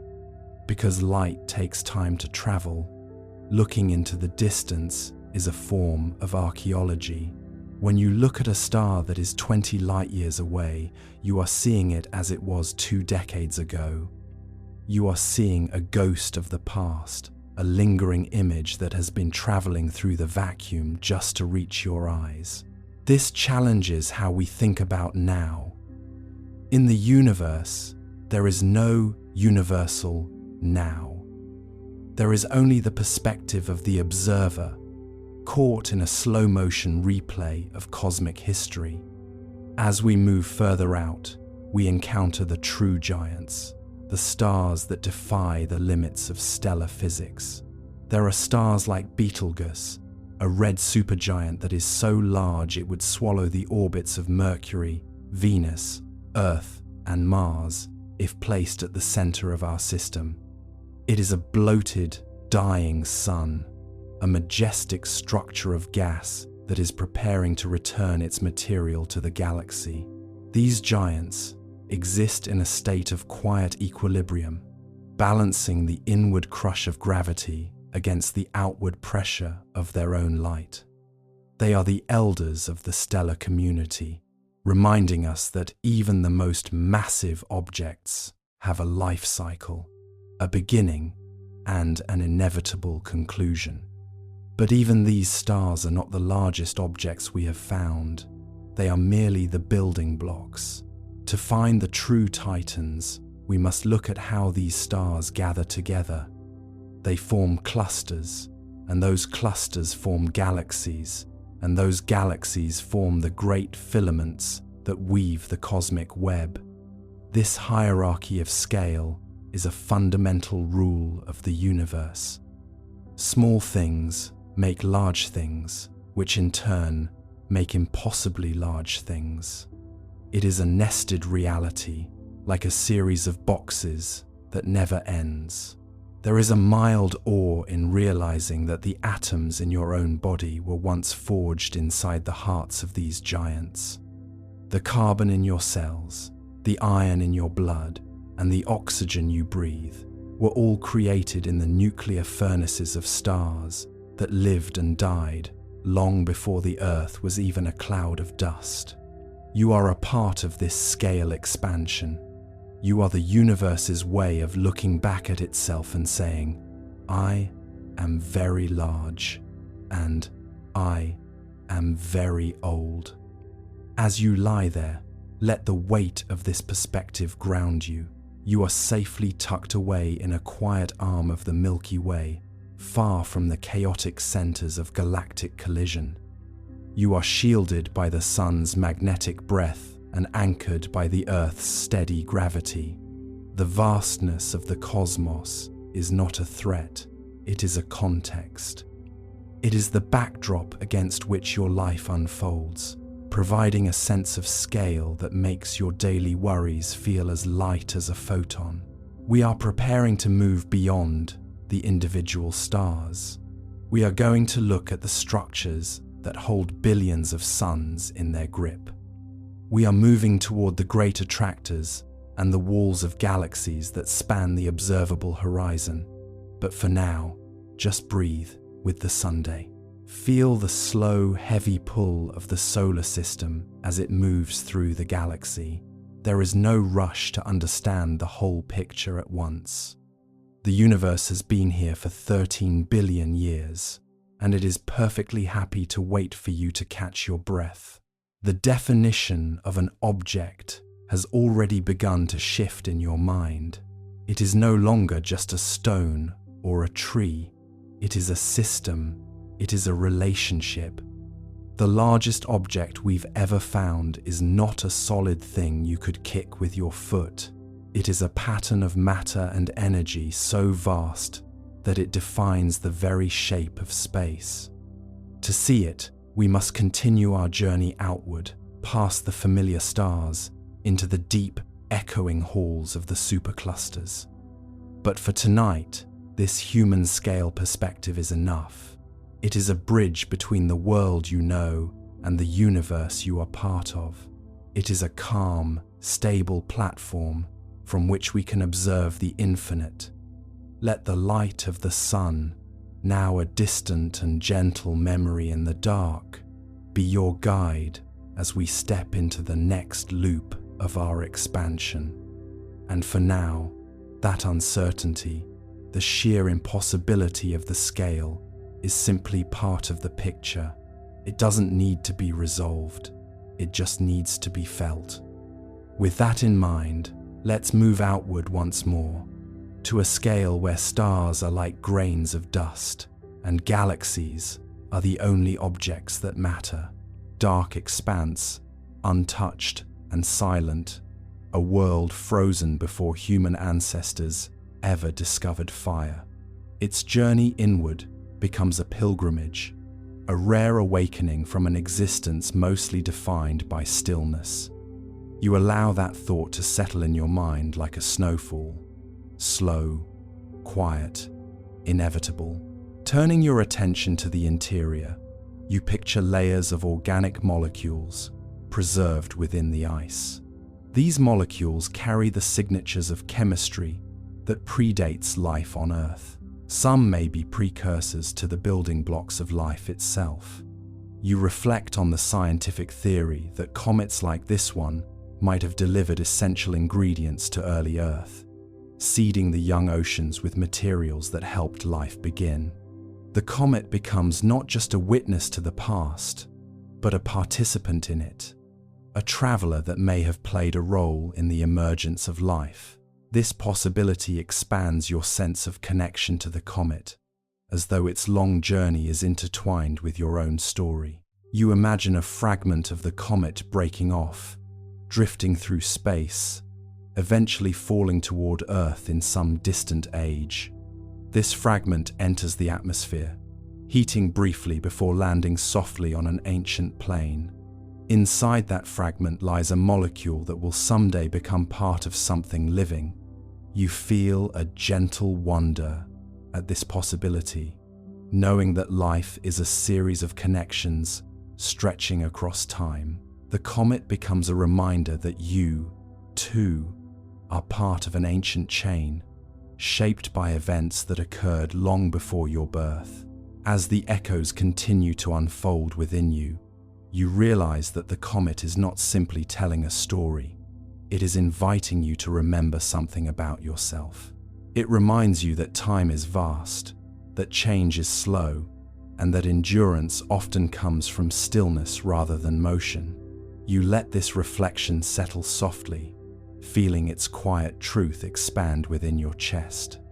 The ancient world carried by the comet mirrors the ancient world carried within every person, the one made of memories, instincts, and stories passed down through generations. The comet rotates slowly beneath you, revealing a cluster of crystalline ridges glinting in sunlight. These ridges formed early in its history, shaped by interactions with cosmic radiation. You imagine them as frozen sculptures, untouched since the earliest days of the solar system. Their beauty lies not in perfection, but in endurance, the way they stand unchanged despite the passage of millions of years. This endurance becomes a metaphor for the human experience, the way certain memories remain bright even after time reshapes everything else. As the comet moves steadily toward the inner solar system, you feel the echoes begin to shift again, as though preparing to lead you toward a broader view. The past is rich, deep, and endlessly fascinating, but the universe is always nudging you to expand your perspective. You sense the transition forming, a gentle widening that pulls you outward.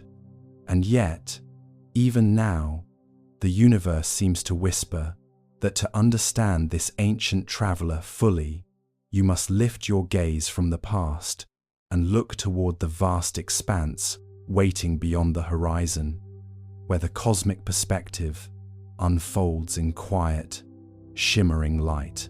And yet, even as the echoes of ancient memory drift quietly across your awareness, like frost carried on a slow wind, you feel the universe beginning to expand around you again, opening not backward, but outward, widening into something larger than history.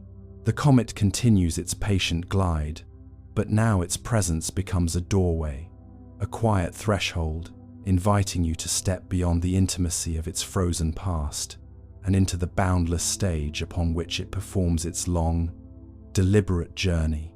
You sense the shift, the way one notices dawn easing across a horizon, subtle at first, then unmistakable, filling everything with new light. The past was deep, but the cosmos is deeper, and your thoughts gently tilt upward, drawn toward the enormity that always surrounds you, even when you forget to look. You imagine yourself drifting farther from the comet now, giving it space so you can see it in context. It hangs like a dark, textured ember against a canvas of stars that stretch in every direction, silent and indifferent, yet somehow comforting in their vastness. The beauty of this view is not in its detail, but in its scale. Everything becomes quieter as you float here, as though distance itself has softened the noise of human thought. The comet no longer appears as a solitary traveler. It becomes part of a great, swirling choreography of planets, light, dust, and invisible forces shaping the motion of entire worlds. You feel the cosmic perspective settling into your chest like a slow, deep breath. As you rotate gently in this stillness, your gaze catches the faint glow of distant galaxies, each one a sprawling archipelago of stars. You imagine what it would be like to drift among them, each cluster containing billions of suns, each sun potentially hosting its own worlds, each world perhaps sheltering life that dreams in its own way. The scale becomes so immense that your mind cannot hold it all, yet it tries, stretching like a quiet tide to accommodate the immensity. The comet becomes a tiny note in a universal symphony, and yet a meaningful one, because even the smallest notes change the shape of the music. You feel yourself softening into this realization, allowing the enormity to calm you rather than overwhelm you. Your thoughts turn to the gravitational forces that guide the comet's immense orbit. You picture the sun not as a blinding disk, but as a soft sphere of light, pulling gently on everything around it, shaping the trajectories of planets, asteroids, dust, and icy wanderers. The sun's gravity extends far beyond sight, reaching into regions so distant that its influence feels more like a memory than a force. And yet it persists, guiding the comet inward after millions of years in the frozen outskirts. You imagine gravity as a quiet hand resting on the comet's shoulder, not pushing or pulling abruptly, but reminding it which direction home lies. You consider how this same gravitational hand shapes your own existence without you ever feeling it directly. The Earth rests in its orbit because of this cosmic choreography, spinning through space with a grace so reliable that most days you forget to marvel at it. The comet becomes a reminder that motion is universal, that everything is in continuous, unbroken movement. You feel a soft humor in the fact that humanity, so proud of its schedules and routines, lives on a planet that spends every moment hurtling through space at unimaginable speed while pretending it is sitting still. Even the quietest night is not truly quiet. It is an endless voyage through a universe that never rests. The stars shimmer more brightly as you look across the sky, revealing constellations whose shapes have been recognized for thousands of years. You imagine ancient astronomers tracing these patterns, assigning stories and gods to the stars, trying to make sense of the enormous canvas overhead. Their interpretations may have differed, but their awe was the same feeling that rises inside you now as you let the cosmic perspective widen your vision. You imagine those early stargazers sitting beside fires, pointing upward, whispering questions in languages lost to time. You feel connected to them, a quiet link forged through wonder. Your gaze shifts to the galactic plane, that luminous band stretching across the darkness. It is composed of billions of stars, dust lanes, and clouds of gas glowing softly in scattered starlight. You imagine drifting closer, weaving through massive nebulae where new stars are born. These stellar nurseries stretch across light years, immense clouds of hydrogen shaped by pressure, temperature, and gravity. The cosmic perspective reminds you that creation is not a single event, but an ongoing process, unfolding in every direction. The comet you follow was formed from similar clouds, gently drawn together into a solid body by forces so patient that they operate across eons. You imagine drifting still farther outward until the solar system shrinks to a tiny point of light. From this vantage, everything familiar becomes small, almost fragile. And yet there is something reassuring in that smallness. It reminds you that the universe is immense enough to absorb every worry, every mistake, every uncertainty.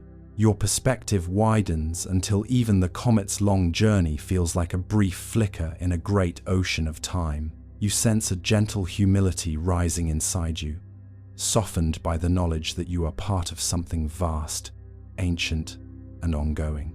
As you float in this expansive stillness, you think about the human desire to understand the universe. Scientists spend entire lifetimes studying light, gravity, motion, particles, and energy, yet the cosmos remains full of mysteries. You picture a NASA astrophysicist standing in a quiet laboratory late at night, illuminated by the glow of computer screens. They examine new data from a distant observatory, watching the comet brighten as it approaches the sun. The scientist rubs their eyes, sips cold coffee, and smiles, knowing that this small piece of information contributes to a much larger understanding. Their dedication mirrors the comet's patience, both moving steadily toward deeper revelation. The cosmic perspective deepens as you reflect on the nature of time itself. The comet moves slowly, yet its orbit spans millions of years, connecting the past, present, and future in a single arc. Time stretches differently here, becoming less linear, more fluid. You imagine watching the comet's entire orbit from above, a long ellipse drawn like a thread across the solar system. The comet is currently at one tiny point on that thread, but its path stretches far beyond what any human lifespan can encompass. This thought reminds you that your own life is part of a larger continuum, a brief moment in a story that began long before you and will continue long after. You let this understanding sink in, feeling the softness of its truth. The cosmic perspective does not diminish your existence. It enlarges it by placing it within a vast context.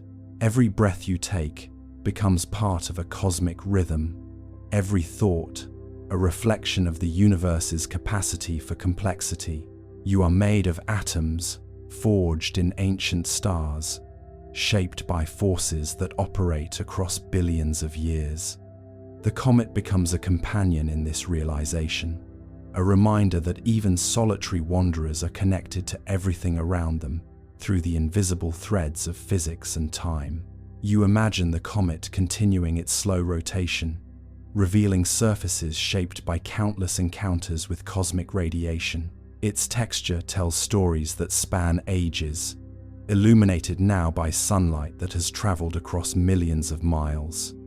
This sunlight carries the imprint of nuclear reactions deep within the sun's core, reactions that will continue for billions of years to come. You imagine riding a beam of sunlight from the sun to the comet, feeling the gentle warmth slipping across the frozen surface, waking ancient molecules with a soft touch. This simple interaction becomes a metaphor for awareness, the way small insights can awaken memories or stir new understanding. As your thoughts settle into this expansive calm, you begin to sense the gradual return of introspection. The cosmic perspective is vast, but the human mind eventually begins to look inward again, drawing meaning from the grand view. You feel a gentle tug guiding you back toward yourself, back toward reflection, back toward the human experience. And yet, even now, the universe seems to whisper that to understand your own place within this vastness, you must descend from the cosmic view into the quieter terrain of human meaning waiting in the next unfolding moment. We find ourselves looking at a world that challenges every notion of habitability we once held. Nature often presents us with environments that seem far too hostile for any known biological life. The silence of the void is punctuated only by the steady pulse of a dying stellar wind. Some researchers suggest that the surface temperatures fluctuate wildly between the day and night side regions. If you enjoy these deep explorations in space, consider subscribing or hitting the like button. It really helps the channel grow and allows me to make content like this. We continue our journey through the data to understand the true nature of this strange place. The universe remains indifferent to our desire for finding a twin of our own blue home. Every measurement brings us closer to the quiet reality of our place within the vast cosmos. We move forward now into the deeper details of the light we have recently captured. The light from Proxima Centauri takes roughly 4 years to reach your eyes. It is a journey through a quiet, cold vacuum, crossing trillions of kilometers before it touches the sensors of our most advanced instruments. You are looking at a neighbor, yet it is a neighbor shrouded in a permanent, dim twilight.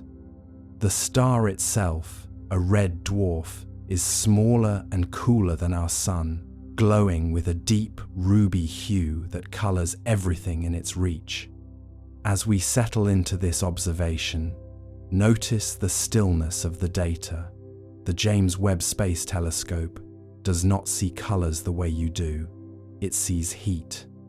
It feels the faint warmth of a planet that never turns its back to its sun.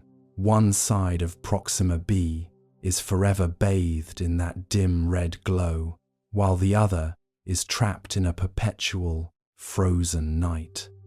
There is no wind to carry the warmth, only the steady, silent radiation of a star that has lived for billions of years. We are watching a world in equilibrium, a balance of fire and ice that has existed long before we looked up. The sensors are calm, the transmission is steady. We are simply witnesses to a distant reality. This planet, Proxima Centauri b, resides in what we often call the habitable zone, a term that suggests comfort, but here implies a different kind of intensity. To be in the habitable zone of a red dwarf is to be very close, tucked in toward the warmth like a traveler huddled over a dying ember. The orbit is short. A year on this world lasts only 11 Earth days. Imagine the speed at which it must travel to maintain its position, a silent, rapid circling in the dark, held tight by the gravity of a star that is much older and much slower burning than our own. We watch this motion through the fluctuations in the infrared spectrum, seeing the slight dip in light as the planet passes across the face of its sun. There is a profound patience required in this science, a willingness to sit in the dark and wait for the photons to arrive, one by one, carrying the signature of a world we may never touch. The James Webb Telescope provides us with a new way of feeling this distance. Instead of blurry pixels, we now have data points that describe the energy balance of the surface. We look at the thermal phase curve, a long and gentle wave that tells us how the planet heats up and cools down as it moves. The curve is sharp. It tells us that the heat does not travel well. On Earth, our thick atmosphere acts like a conveyor belt, moving the warmth of the tropics toward the poles and evening out the sharp edges of the day. But on Proxima b, the heat seems to stay exactly where it is dropped. The day side is a fixed bullseye of thermal radiation, while the night side remains a deep, unyielding well of shadow.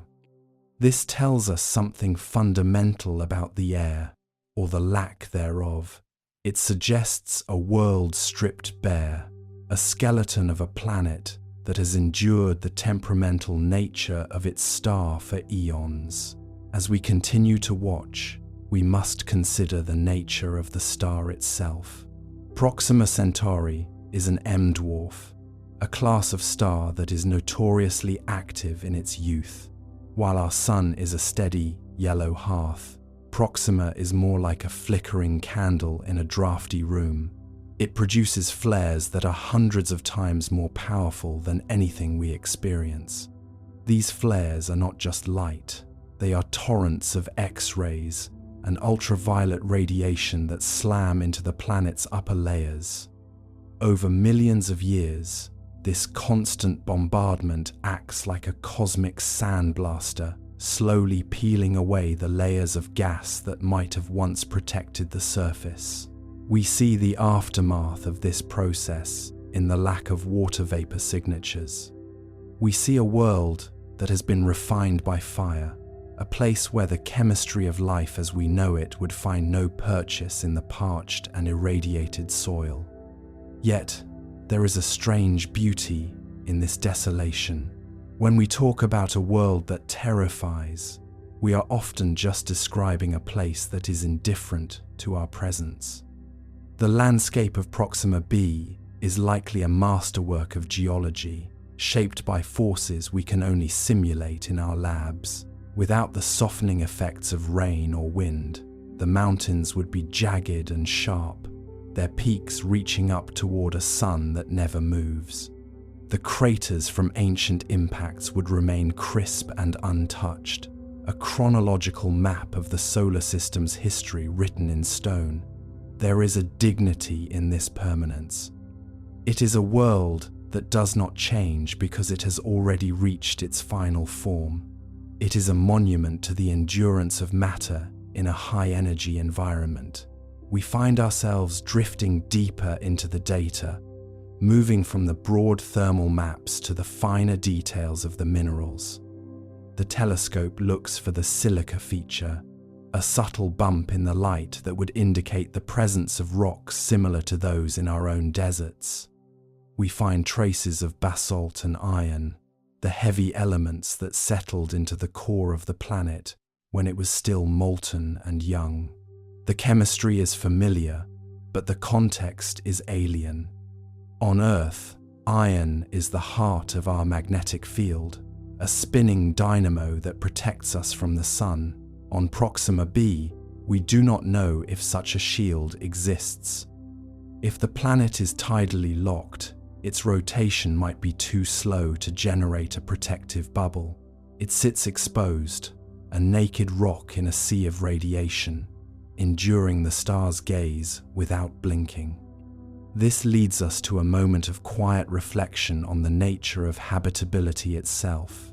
We often search for Earth-like worlds, but perhaps we should be searching for the limits of what a world can be. Proxima b is a baseline, a testament to the extremes of the cosmos. It tells us that a planet can be the right size and the right distance, and still be a place of absolute, crystalline silence. The terror we feel is the terror of the void, the realization that life is a delicate and rare occurrence in a universe that is mostly made of radiation and vacuum. We are looking at our nearest neighbor and finding a mirror that reflects back the sheer luck of our own existence. The contrast between our green world and this red shadow is a lesson in cosmic humility. The data transmission remains steady. The telescope is a silent sentinel, orbiting a point in space, far from the interference of Earth's warmth. It is cold out there, almost as cold as the night side of the planet it observes. This shared coldness creates a resonance between the observer and the observed. We are using a frozen machine to study a frozen world. The precision is staggering. We are measuring temperature changes of just a few degrees from trillions of kilometers away. Each pixel of data is a precious commodity, a tiny spark of information that has traveled through the dark to tell us that we are not alone in the universe, even if our neighbors are made of silent stone and irradiated dust. As we transition into the next phase of our observation, we look toward the horizon of Proxima b. If you were to stand at the edge of the day side, in the permanent sunset of the Terminator line, the sky would be a deep, bruised purple. The stars would be visible even during the day because there is no thick air to scatter the sunlight into a bright blue canopy. You would see the constellations of our own sky, but they would be shifted, rearranged by the perspective of a 4-light-year journey. Our own sun would be a bright, steady star in the constellation of Cassiopeia, a small yellow dot marking the place where you were born. From there, Earth is just a memory, a tiny flicker of light lost in the glare of a much larger universe. The silence of Proxima b is not an empty silence. It is a heavy silence, filled with the history of a world that has survived the birth and middle age of its star. It is a silence that invites us to slow down, to match the pace of the cosmic clock. There is no need for fast conclusions or sensational headlines. The reality of the planet is enough. It is a world of extreme contrasts, a place of fire and ice, a neighbor that remains forever out of reach. We watch the data stream in, the long, slow lines of the infrared spectrum, and we feel the weight of the distance. The universe is vast, and we are just beginning to learn the language of the stars. The sensors are calm, the transmission is steady. We are simply witnesses to a distant reality. We watch the red dwarf glow, a steady ruby in the dark, and we wait for the next photon to arrive. There is a deep peace in this waiting, a sense of participating in a process that is much larger than ourselves. We are the eyes of the galaxy, looking back at itself, trying to understand the many ways that a planet can exist. Proxima b is one of those ways, a harsh, beautiful, and silent way. It remains there, locked in its orbit, a quiet companion in the dark until the end of time. The scale of this observation forces us to rethink our place in time. A single orbit of Proxima b is a mere heartbeat in the life of the universe. 10 days pass, and the planet has completed a journey that takes our own world a full year. This rapid cycling creates a sense of urgency in the data, a flicker of movement in the otherwise static void. Yet, despite this speed, the planet's face never changes. The same craters are always illuminated. The same plains are always in shadow. It is a paradox of motion and stillness. We are observing a world that is rushing through space at incredible speeds, yet it is trapped in a frozen state of existence, a prisoner of its own sun's gravity. As the James Webb Telescope continues its mission, it will look at other planets, other stars, and other galaxies. But Proxima b will always be special because of its proximity. It is the first step in our journey outward, the first test of our ability to understand the worlds that lie beyond our own solar system.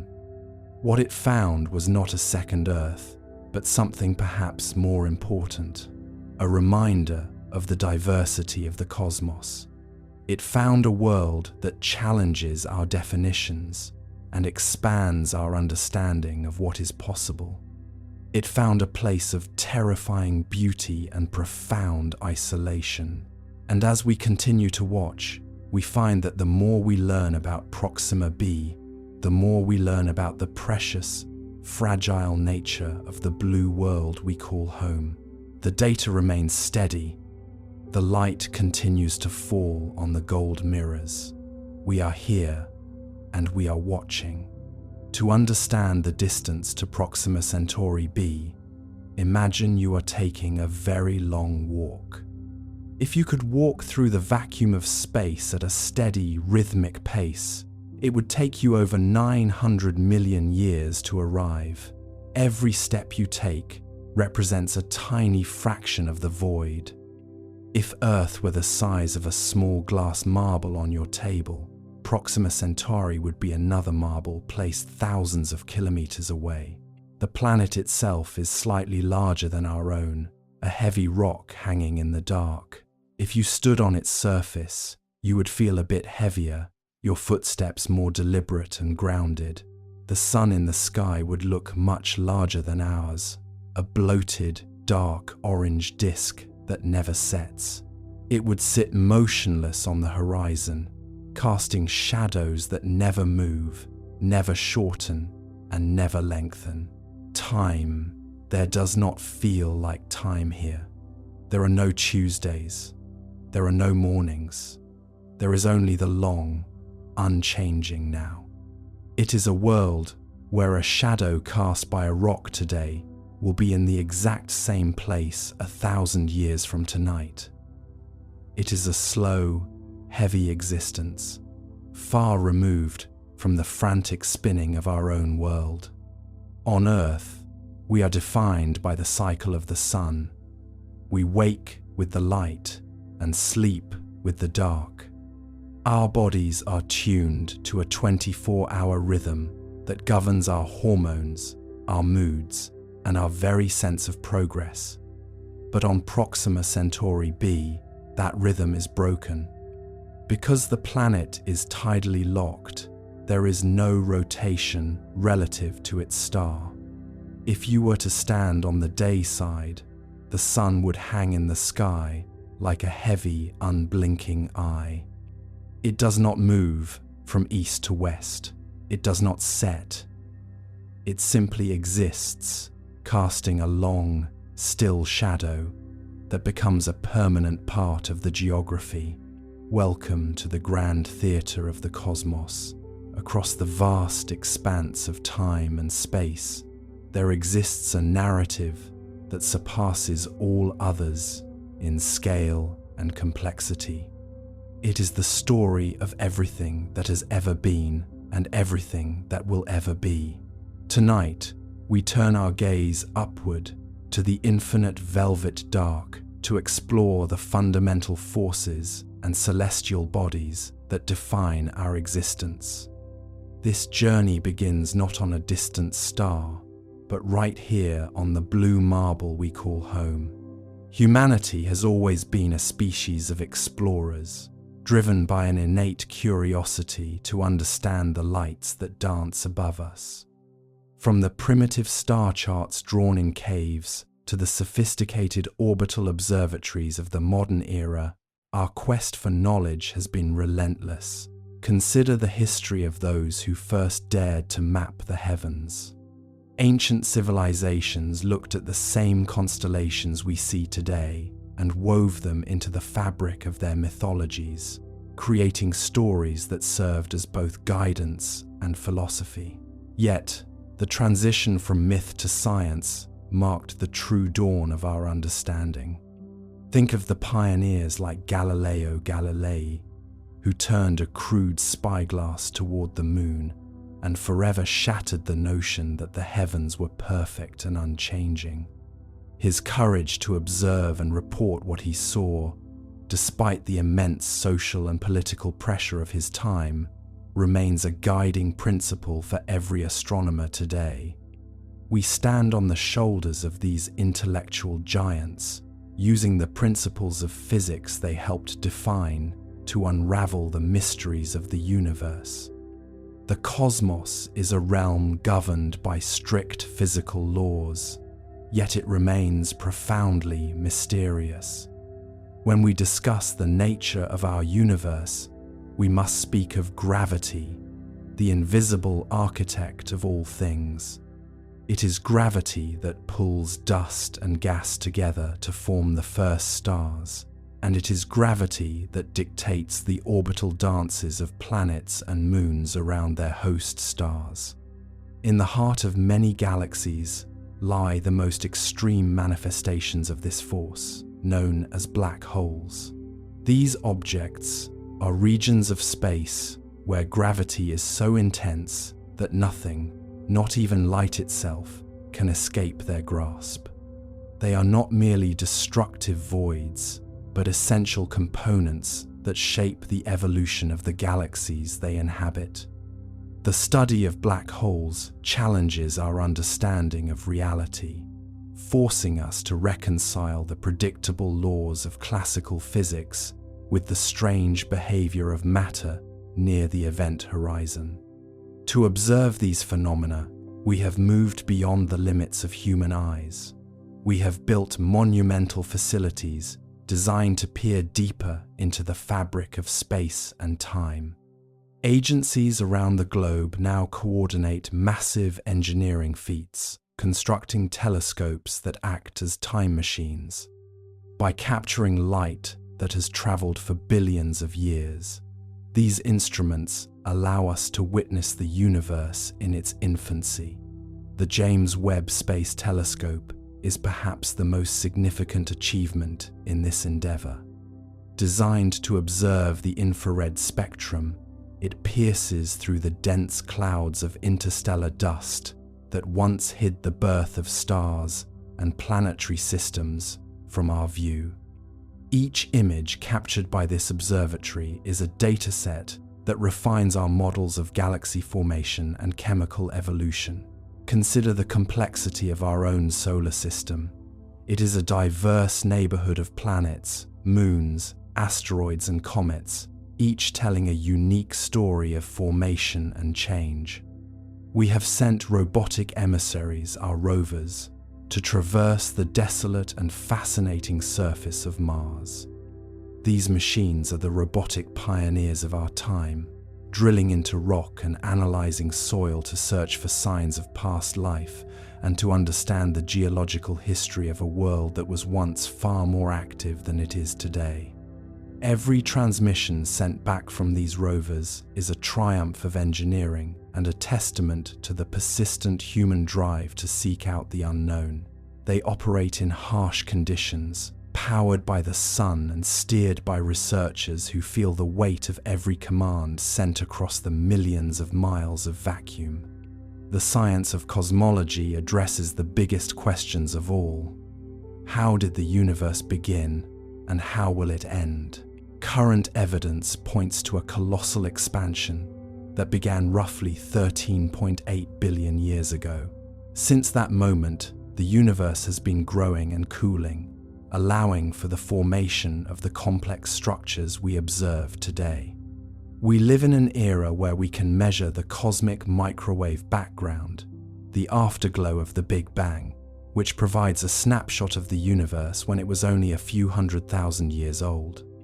This, combined with our observations of dark matter and dark energy, suggests that we see only a small fraction of what actually constitutes the cosmos.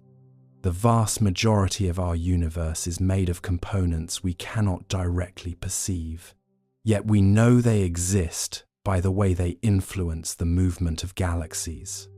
The collaborative nature of modern astronomy cannot be overstated. It is a global endeavor that transcends borders, languages, and political divides.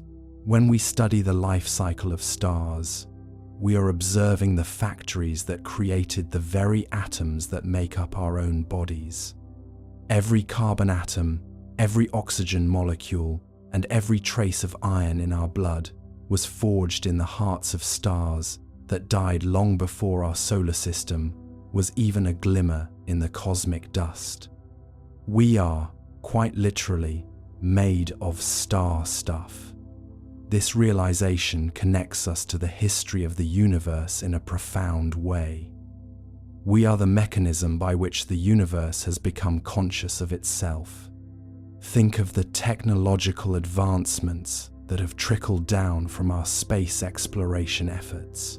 The materials science required to protect spacecraft, the complex computer algorithms used to process data from distant reaches of the galaxy, and the breakthroughs in energy efficiency are all results of the challenges faced when we push the boundaries of what is possible. By attempting to understand the environment of space, we have become better stewards of our own environment here on Earth. The perspective gained from seeing our planet as a fragile blue sphere suspended in an immense dark void has influenced our culture, our politics, and our environmental policies. As we look toward the future, the possibilities are limited only by our imagination and our commitment to exploration. We are planning missions to explore the icy moons of Jupiter and Saturn, where hidden oceans might harbor the conditions necessary for life. We are refining our techniques to detect exoplanets, searching for another world that might share the characteristics of our own. The search for extraterrestrial intelligence continues to evolve as we listen for signals from across the interstellar divide. Even if we find that we are alone, the search itself is worth the effort, for it teaches us more about the uniqueness and the value of the life we have already found. The beauty of the universe is not just in its vastness, but in its mathematical elegance. The patterns we see in the spiral arms of a galaxy are reflected in the growth of biological structures on Earth. The laws of motion that govern a planet in its orbit are the same laws that dictate the trajectory of a falling apple.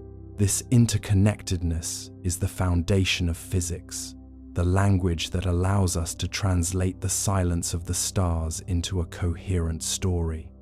We are not separate from the universe. We are a vibrant, active, and curious part of it.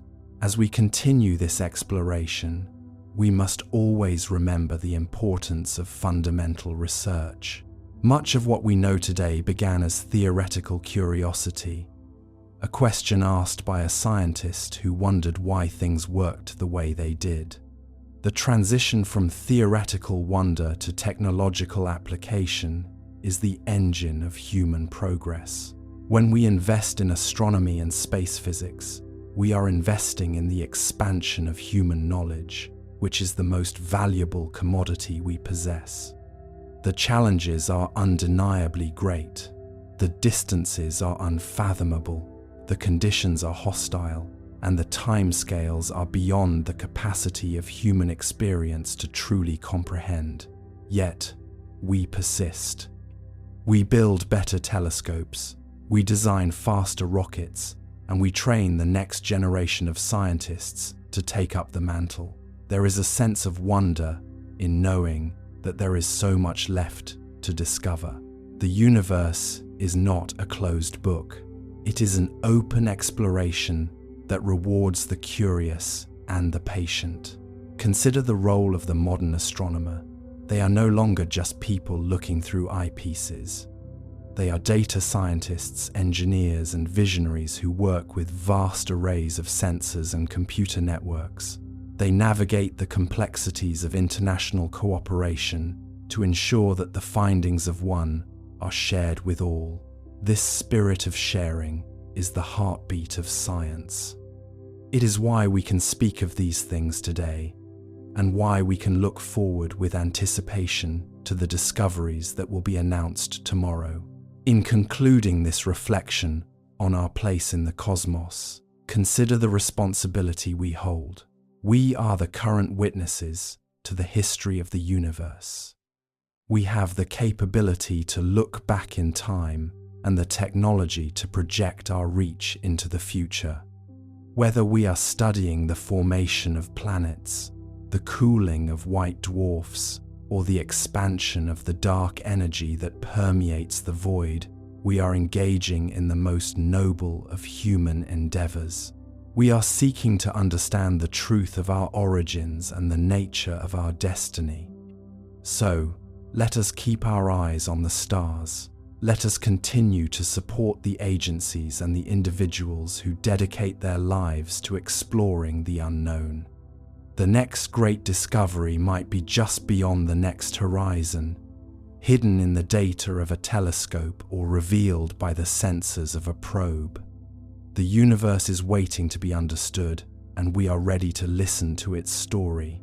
Through our combined efforts, through the relentless application of logic and the burning flame of curiosity, we will continue to push back the boundaries of the dark and fill the map of the unknown with the light of knowledge.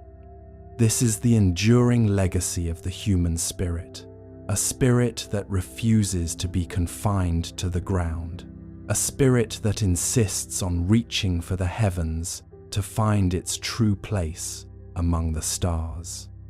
The journey is far from over, and the best parts of the story are yet to be written. Everything that we have discussed, from the smallest particle in a laboratory to the largest structure in the universe, is part of one singular, grand, and beautiful process. It is a process that we are honored to participate in and privileged to understand. May our pursuit of this understanding never cease, for in the light of the stars, we find the reflection of ourselves. The chronicle of our exploration continues, pushing deeper into the tapestry of the night sky, where the rules of the macrocosm unfold in grand displays of energy and matter. When we contemplate the life cycle of stars, we are witnessing a narrative of birth, maturity, and inevitable transformation. From the vast, cold clouds of molecular gas that collapse under their own gravity to the violent, brilliant supernovae that seed the galaxy with heavy elements, the process is one of constant renewal. Each star acts as a cosmic furnace, synthesizing elements in its core through the process of nuclear fusion, balancing the inward pull of gravity against the outward pressure of radiation. When a massive star reaches the end of its lifespan, it undergoes a spectacular collapse, creating the elements essential for life and scattering them across the interstellar medium, which will eventually form the next generation of stars and planetary systems. This cycle is the fundamental mechanism of chemical evolution, turning the simple hydrogen and helium born in the first minutes of the universe into the complex chemistry that allows for life to emerge. Beyond the stars, we turn our attention to the structure of galaxies themselves. Whether they are spiraling disks adorned with glowing dust lanes and clusters of young blue stars, or elliptical collections of ancient red stars, each galaxy is a gravitationally bound city of billions of individual suns. Our own Milky Way is a barred spiral, a massive entity that houses our solar system in one of its quieter suburbs. Understanding how these massive structures grow and interact requires us to look at the large-scale architecture of the universe, where galaxies are organized into clusters and superclusters, connected by filaments of dark matter that form the cosmic web. This web is the scaffolding upon which the visible matter of the universe is hung, and mapping it is one of the primary goals of modern observational cosmology. Consider the role of dedicated space observatories in mapping this web. Telescopes, such as the Hubble Space Telescope, have provided us with iconic views of distant galaxies, allowing us to estimate the age of the universe with remarkable precision. By measuring the recession velocity of these galaxies and their distance from us, astronomers have been able to confirm the expansion of space itself. This expansion is not merely galaxies moving apart through static space, but the stretching of the very fabric of space and time. Furthermore, the discovery that this expansion is accelerating has led to the inclusion of dark energy in our cosmological models.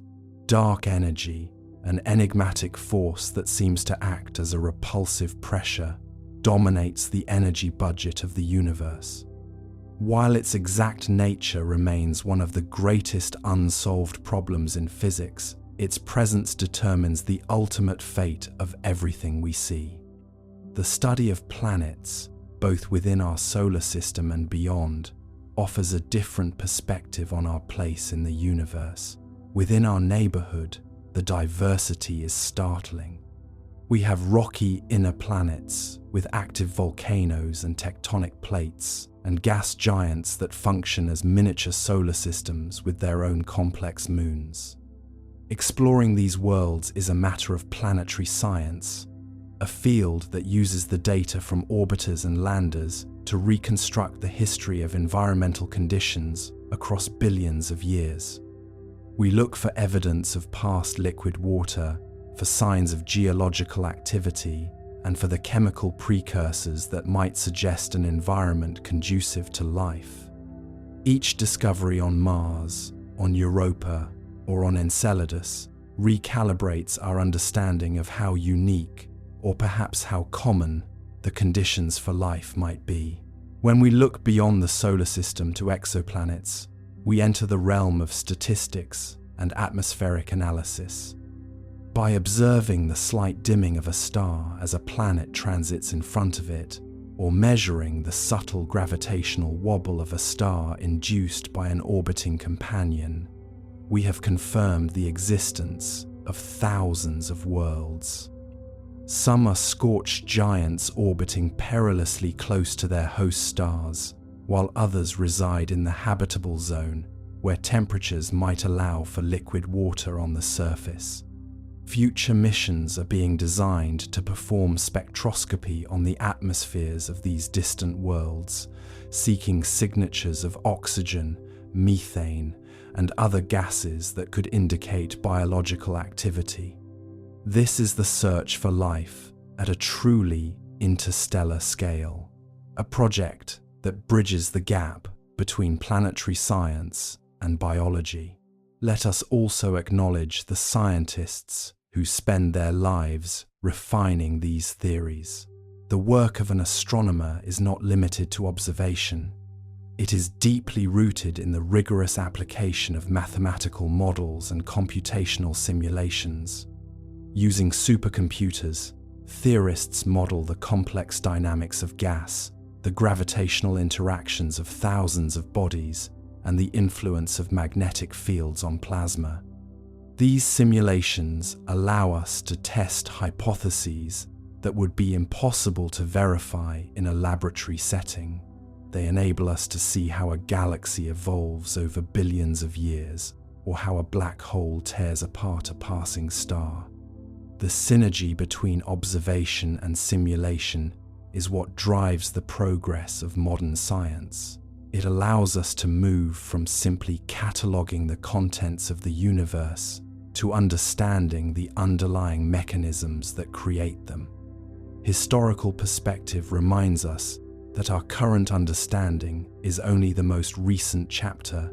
The transition from the geocentric view, where everything orbited the Earth, to the heliocentric model was a revolution that changed humanity's self-perception. Today, we are undergoing a similar shift, moving from a view of a static universe to one that is dynamic, expanding, and composed mostly of components we do not yet understand. This journey of discovery is marked by monumental technical hurdles.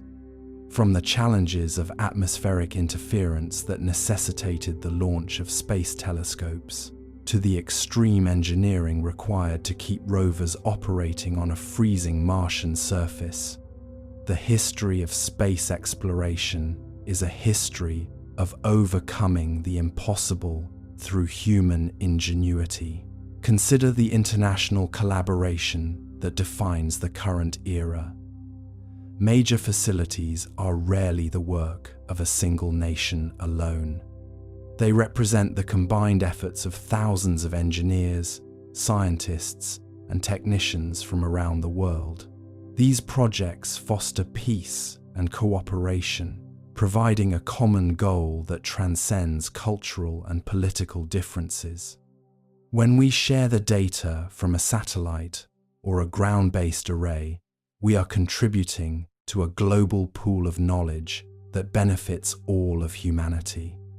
This spirit of cooperation is essential, as the challenges of the future, such as the construction of permanent lunar bases or the long-term exploration of the outer solar system, will require resources and expertise that no single entity can provide on its own.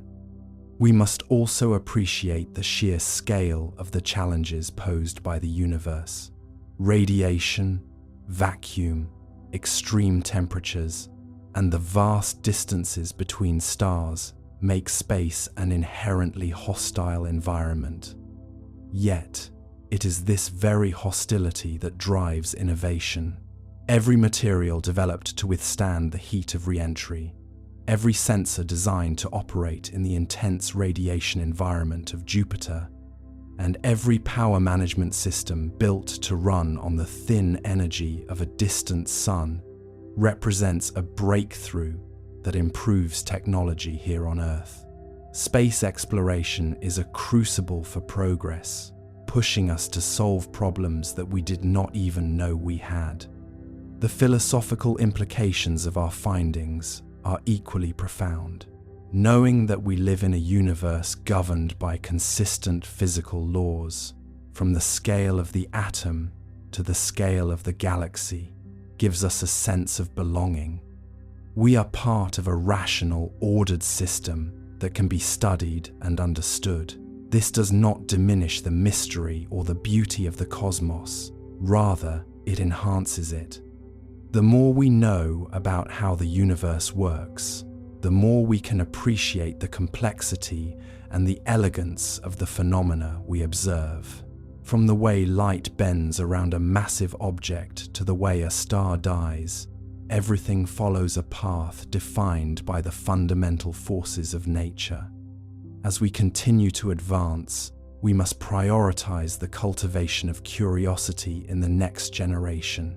The scientists and engineers of tomorrow are currently in classrooms, looking at images of the cosmos and wondering how it all works.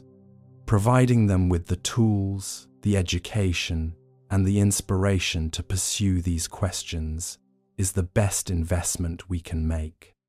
We must share the stories of our failures and our successes, showing that science is not just a collection of facts, but a process of questioning, experimenting, and refining our models of reality. It is a process that requires resilience, skepticism, and, above all, a deep, abiding wonder. Think of the dark skies away from city lights, where the band of the Milky Way is clearly visible. That view has been the constant companion of humanity throughout our history. It has inspired poets, philosophers, and scientists alike.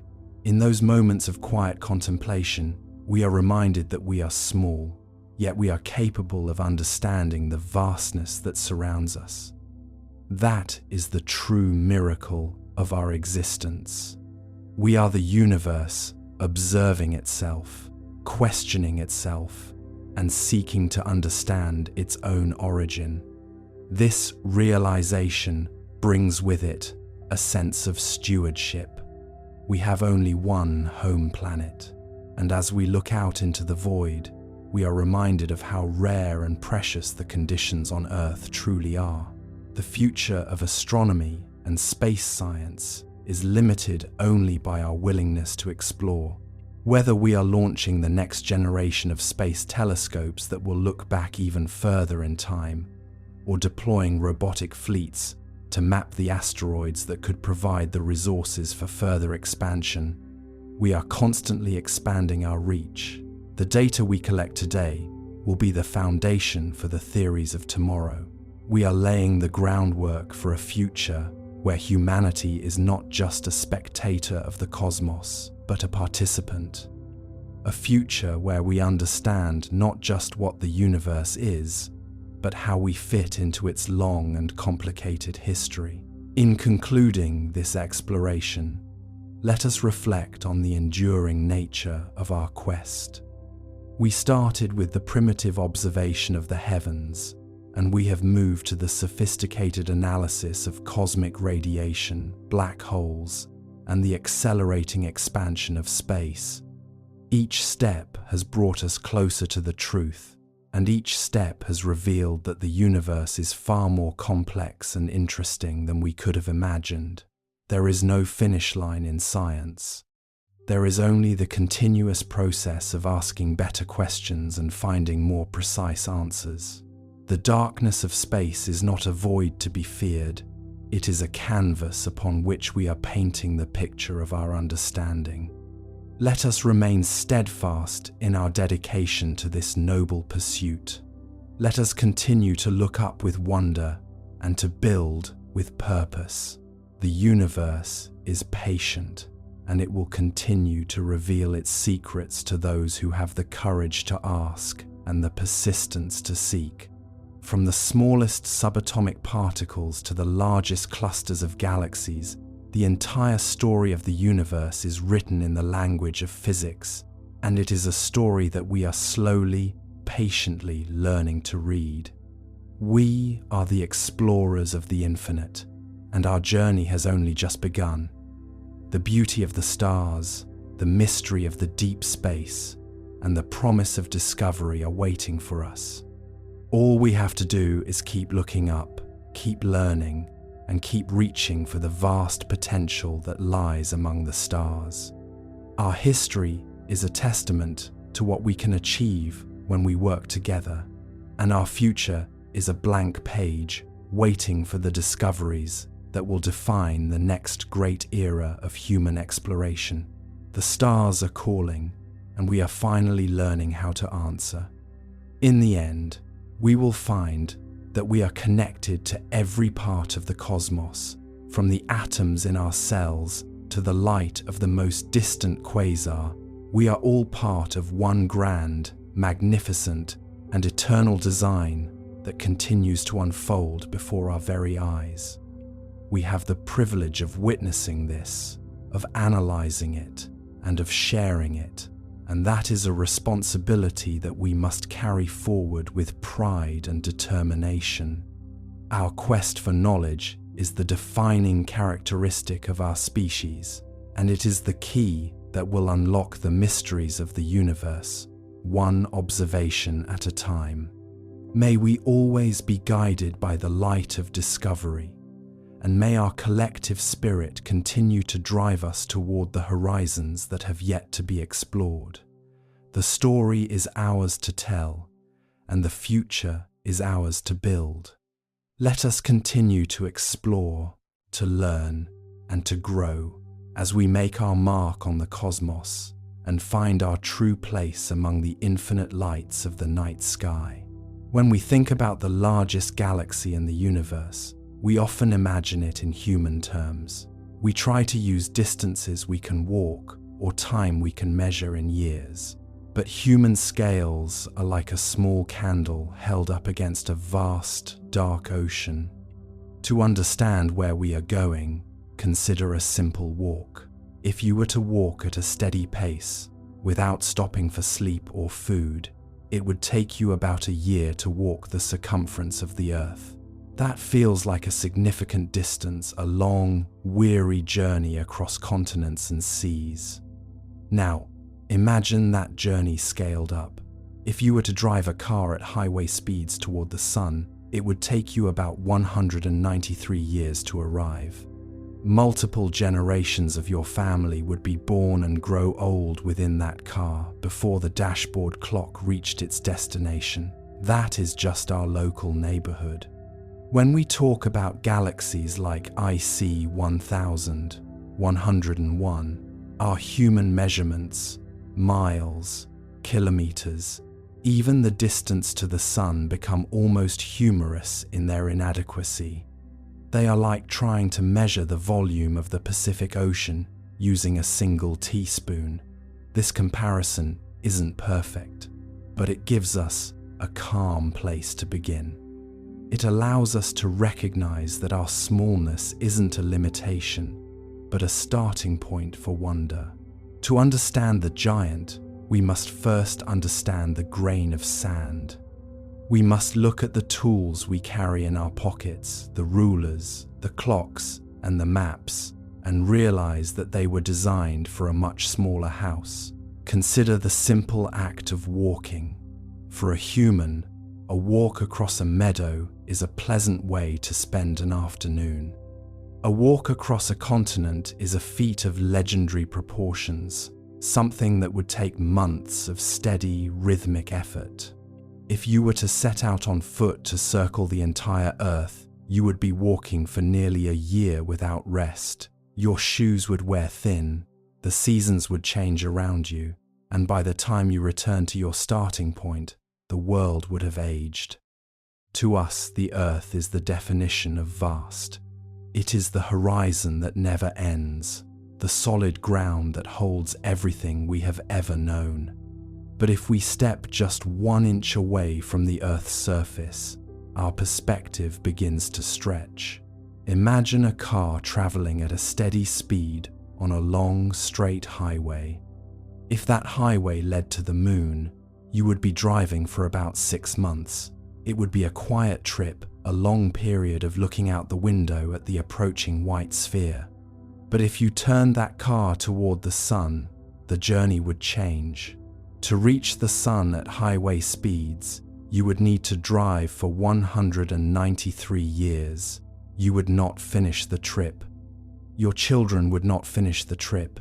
It would be your great-great-grandchildren who finally felt the warmth of our star growing closer. This is the scale of our local neighborhood, a distance that already exceeds the span of a single human life. Yet, even this 193-year journey is a microscopic flicker. To a galaxy like IC 1101, the distance between the Earth and the Sun is practically zero. It is a rounding error. It is the thickness of a single coat of paint on a skyscraper. When astronomers look out into the deep field, they have to stop using miles and kilometers entirely. These numbers become too heavy to carry. They have too many zeros. They clutter the mind and lose their meaning. Instead, they use light. Light is the fastest traveler in the universe, moving at 186,000 miles every single second.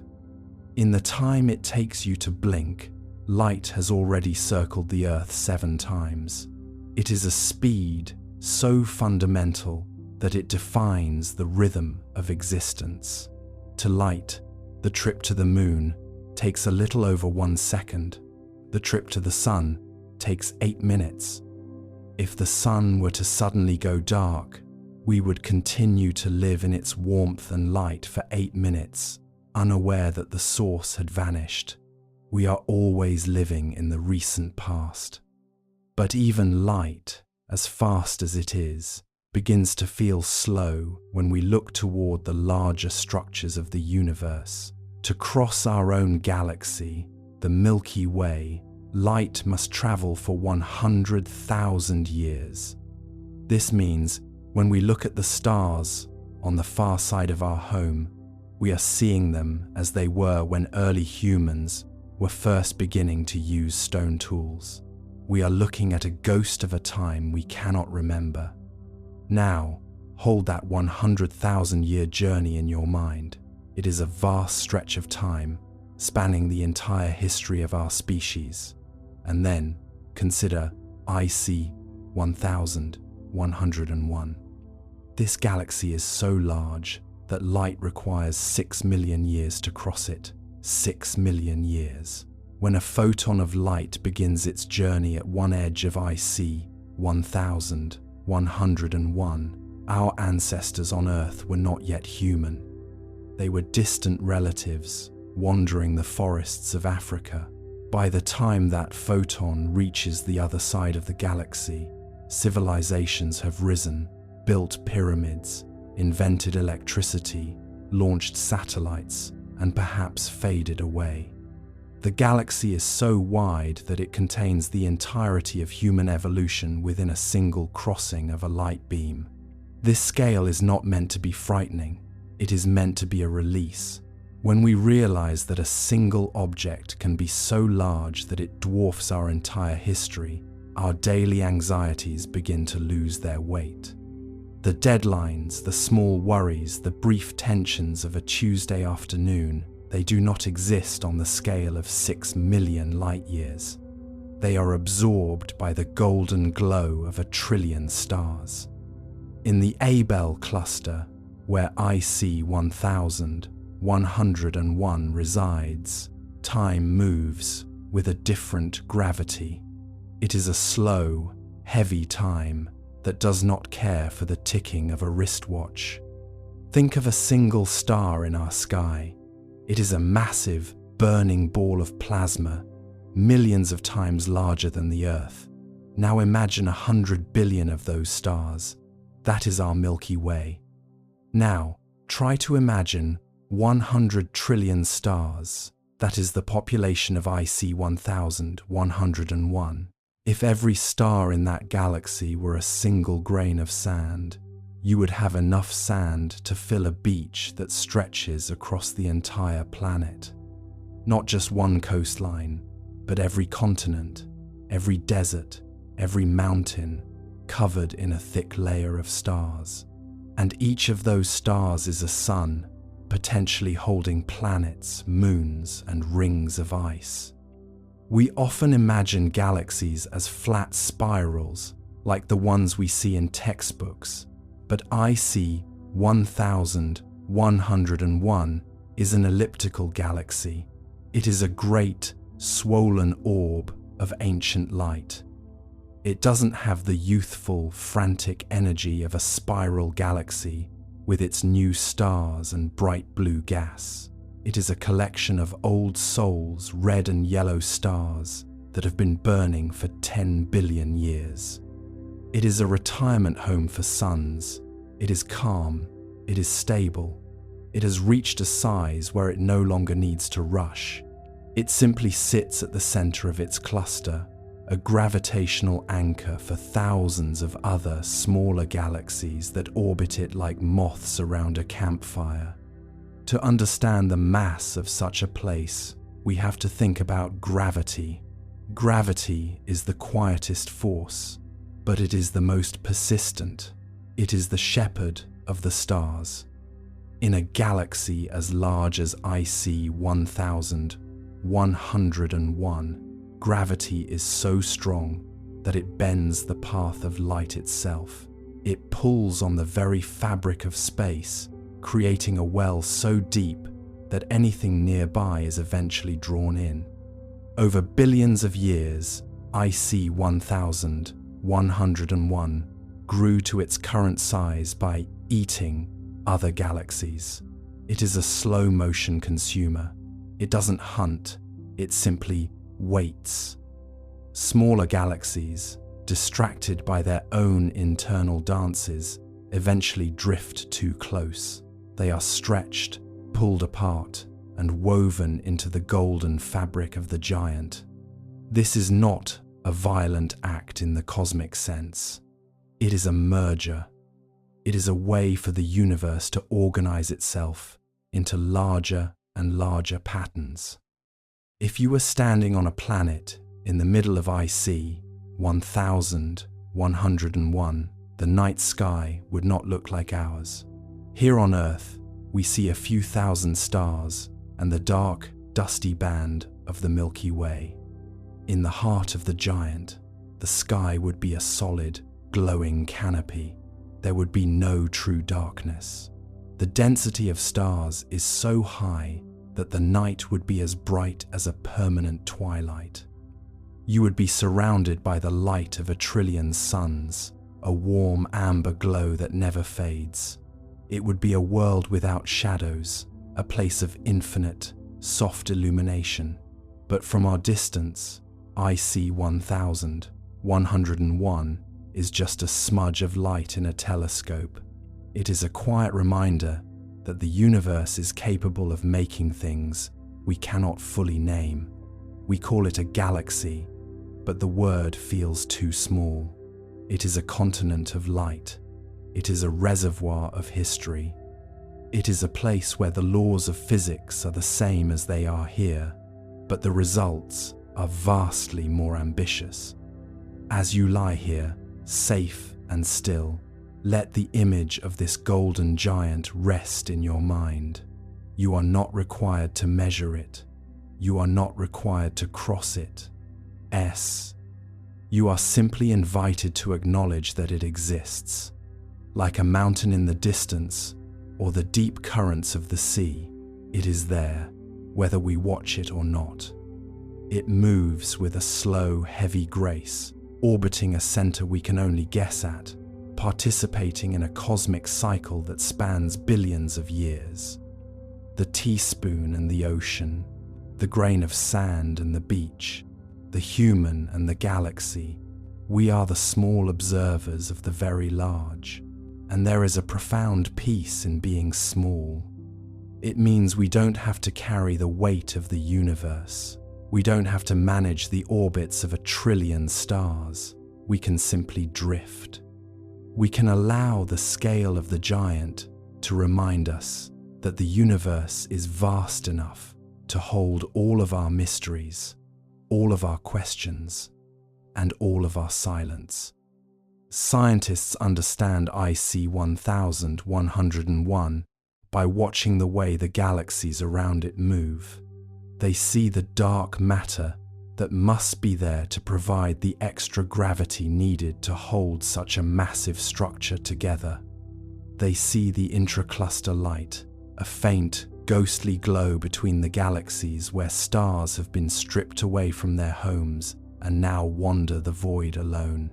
It is a complex, beautiful system, but at its heart, it is simple.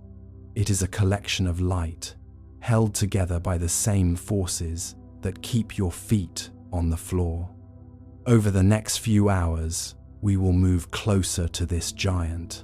We will look at its stars, its history, and its eventual fate. But for now, stay here in the human scale. Stay with the breath. Stay with the quiet. The giant is far away, and it is moving slowly. It is patient. It has been waiting for 6 billion years for its light to reach you. It can wait a little longer while you rest. Va. Everything is in its place. The Earth is beneath you. The moon is above you.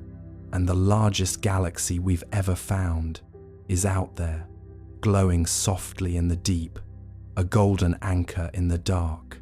It is not a place of chaos, but a place of incredible ancient order. And as we begin our slow expansion outward, we do so with the knowledge that we are safe in our smallness, drifting in a universe that is far too big for anything but peace. To find comfort in this vastness, we must return to the simple things. We understand the weight of a hand, the length of a step, and the steady passage of the seasons.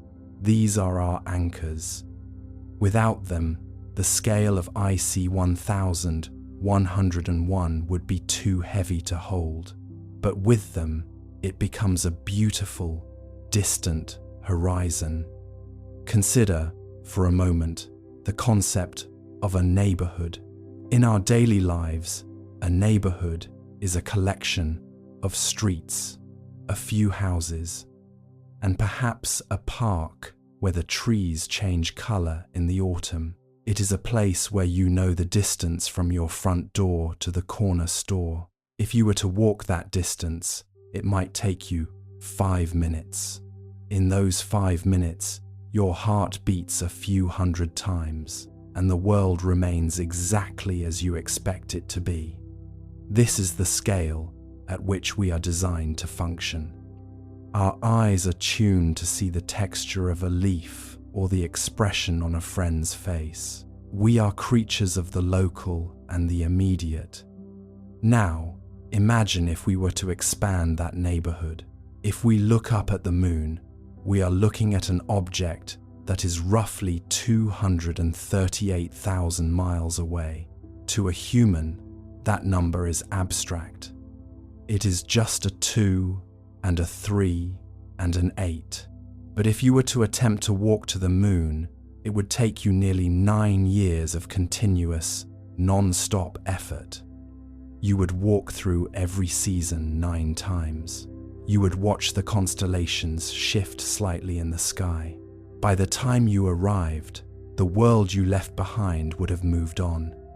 And yet, on the cosmic map, the moon is so close, it is practically touching us.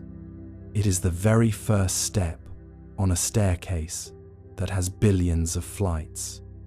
When we talk about the distance to the sun, the scale shifts again.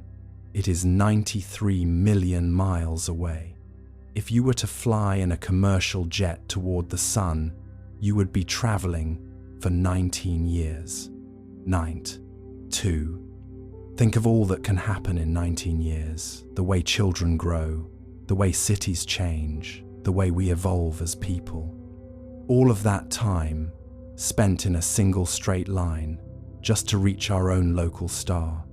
This is the human scale, trying to grasp the solar scale. It is a stretch, but we can still just barely imagine it. We can look at the sun and feel its warmth on our skin, a physical connection to a journey that would take 2 decades to complete. The golden anchor of IC 1101 is always there, even when the sun is out and the sky is blue. It is there, glowing with the light of 100 trillion suns, silently holding its part of the cosmic web together. It does not demand our attention. It does not require us to understand its physics. It simply performs its role in the ancient order. It is a place of peace because it has already reached its final form. It is no longer struggling to grow. It is no longer burning with the hot blue fire of youth. It has settled into a state of graceful amber maturity. The universe is far too big for anything but peace. This is the ultimate lesson of the largest galaxy we've ever found. It is so big that conflict is impossible. It is so big that time is irrelevant. It is so big that silence is the only language that fits. And in that silence, we find our rest, we find our place. The golden anchor is waiting, the deep is calling, and we are safe in our smallness, drifting slowly into the heart of the ancient order. The observations continue as new instruments open their eyes to the distant universe. Spacecraft are currently coasting through the dark between the planets on long journeys. They do not feel the passage of days or weeks as they follow their trajectories. The gravity of the sun maintains its steady pull, guiding them along precise orbital paths. The signals travel back and forth, carrying numbers that describe the quiet environment. Engineers in quiet rooms monitor the health of these distant explorers every single day. They look at plots of voltage and temperature, ensuring that everything remains stable. The communication is routine and methodical, lacking any drama or sudden surprises now. The Deep Space Network antennas turn slowly to track the spacecraft across the sky. The alignment must be perfect to catch the faint whispers from deep space. We think about the probes that are just now beginning their long voyages outward. They will spend years drifting through the cold before reaching their primary targets. They carry sophisticated instruments designed to look at icy moons and distant asteroids. The scientists who will analyze the data are currently children or have not been born yet. The timeline of exploration stretches far into the future beyond our own lives. The universe remains mostly unmapped and full of regions we have never seen.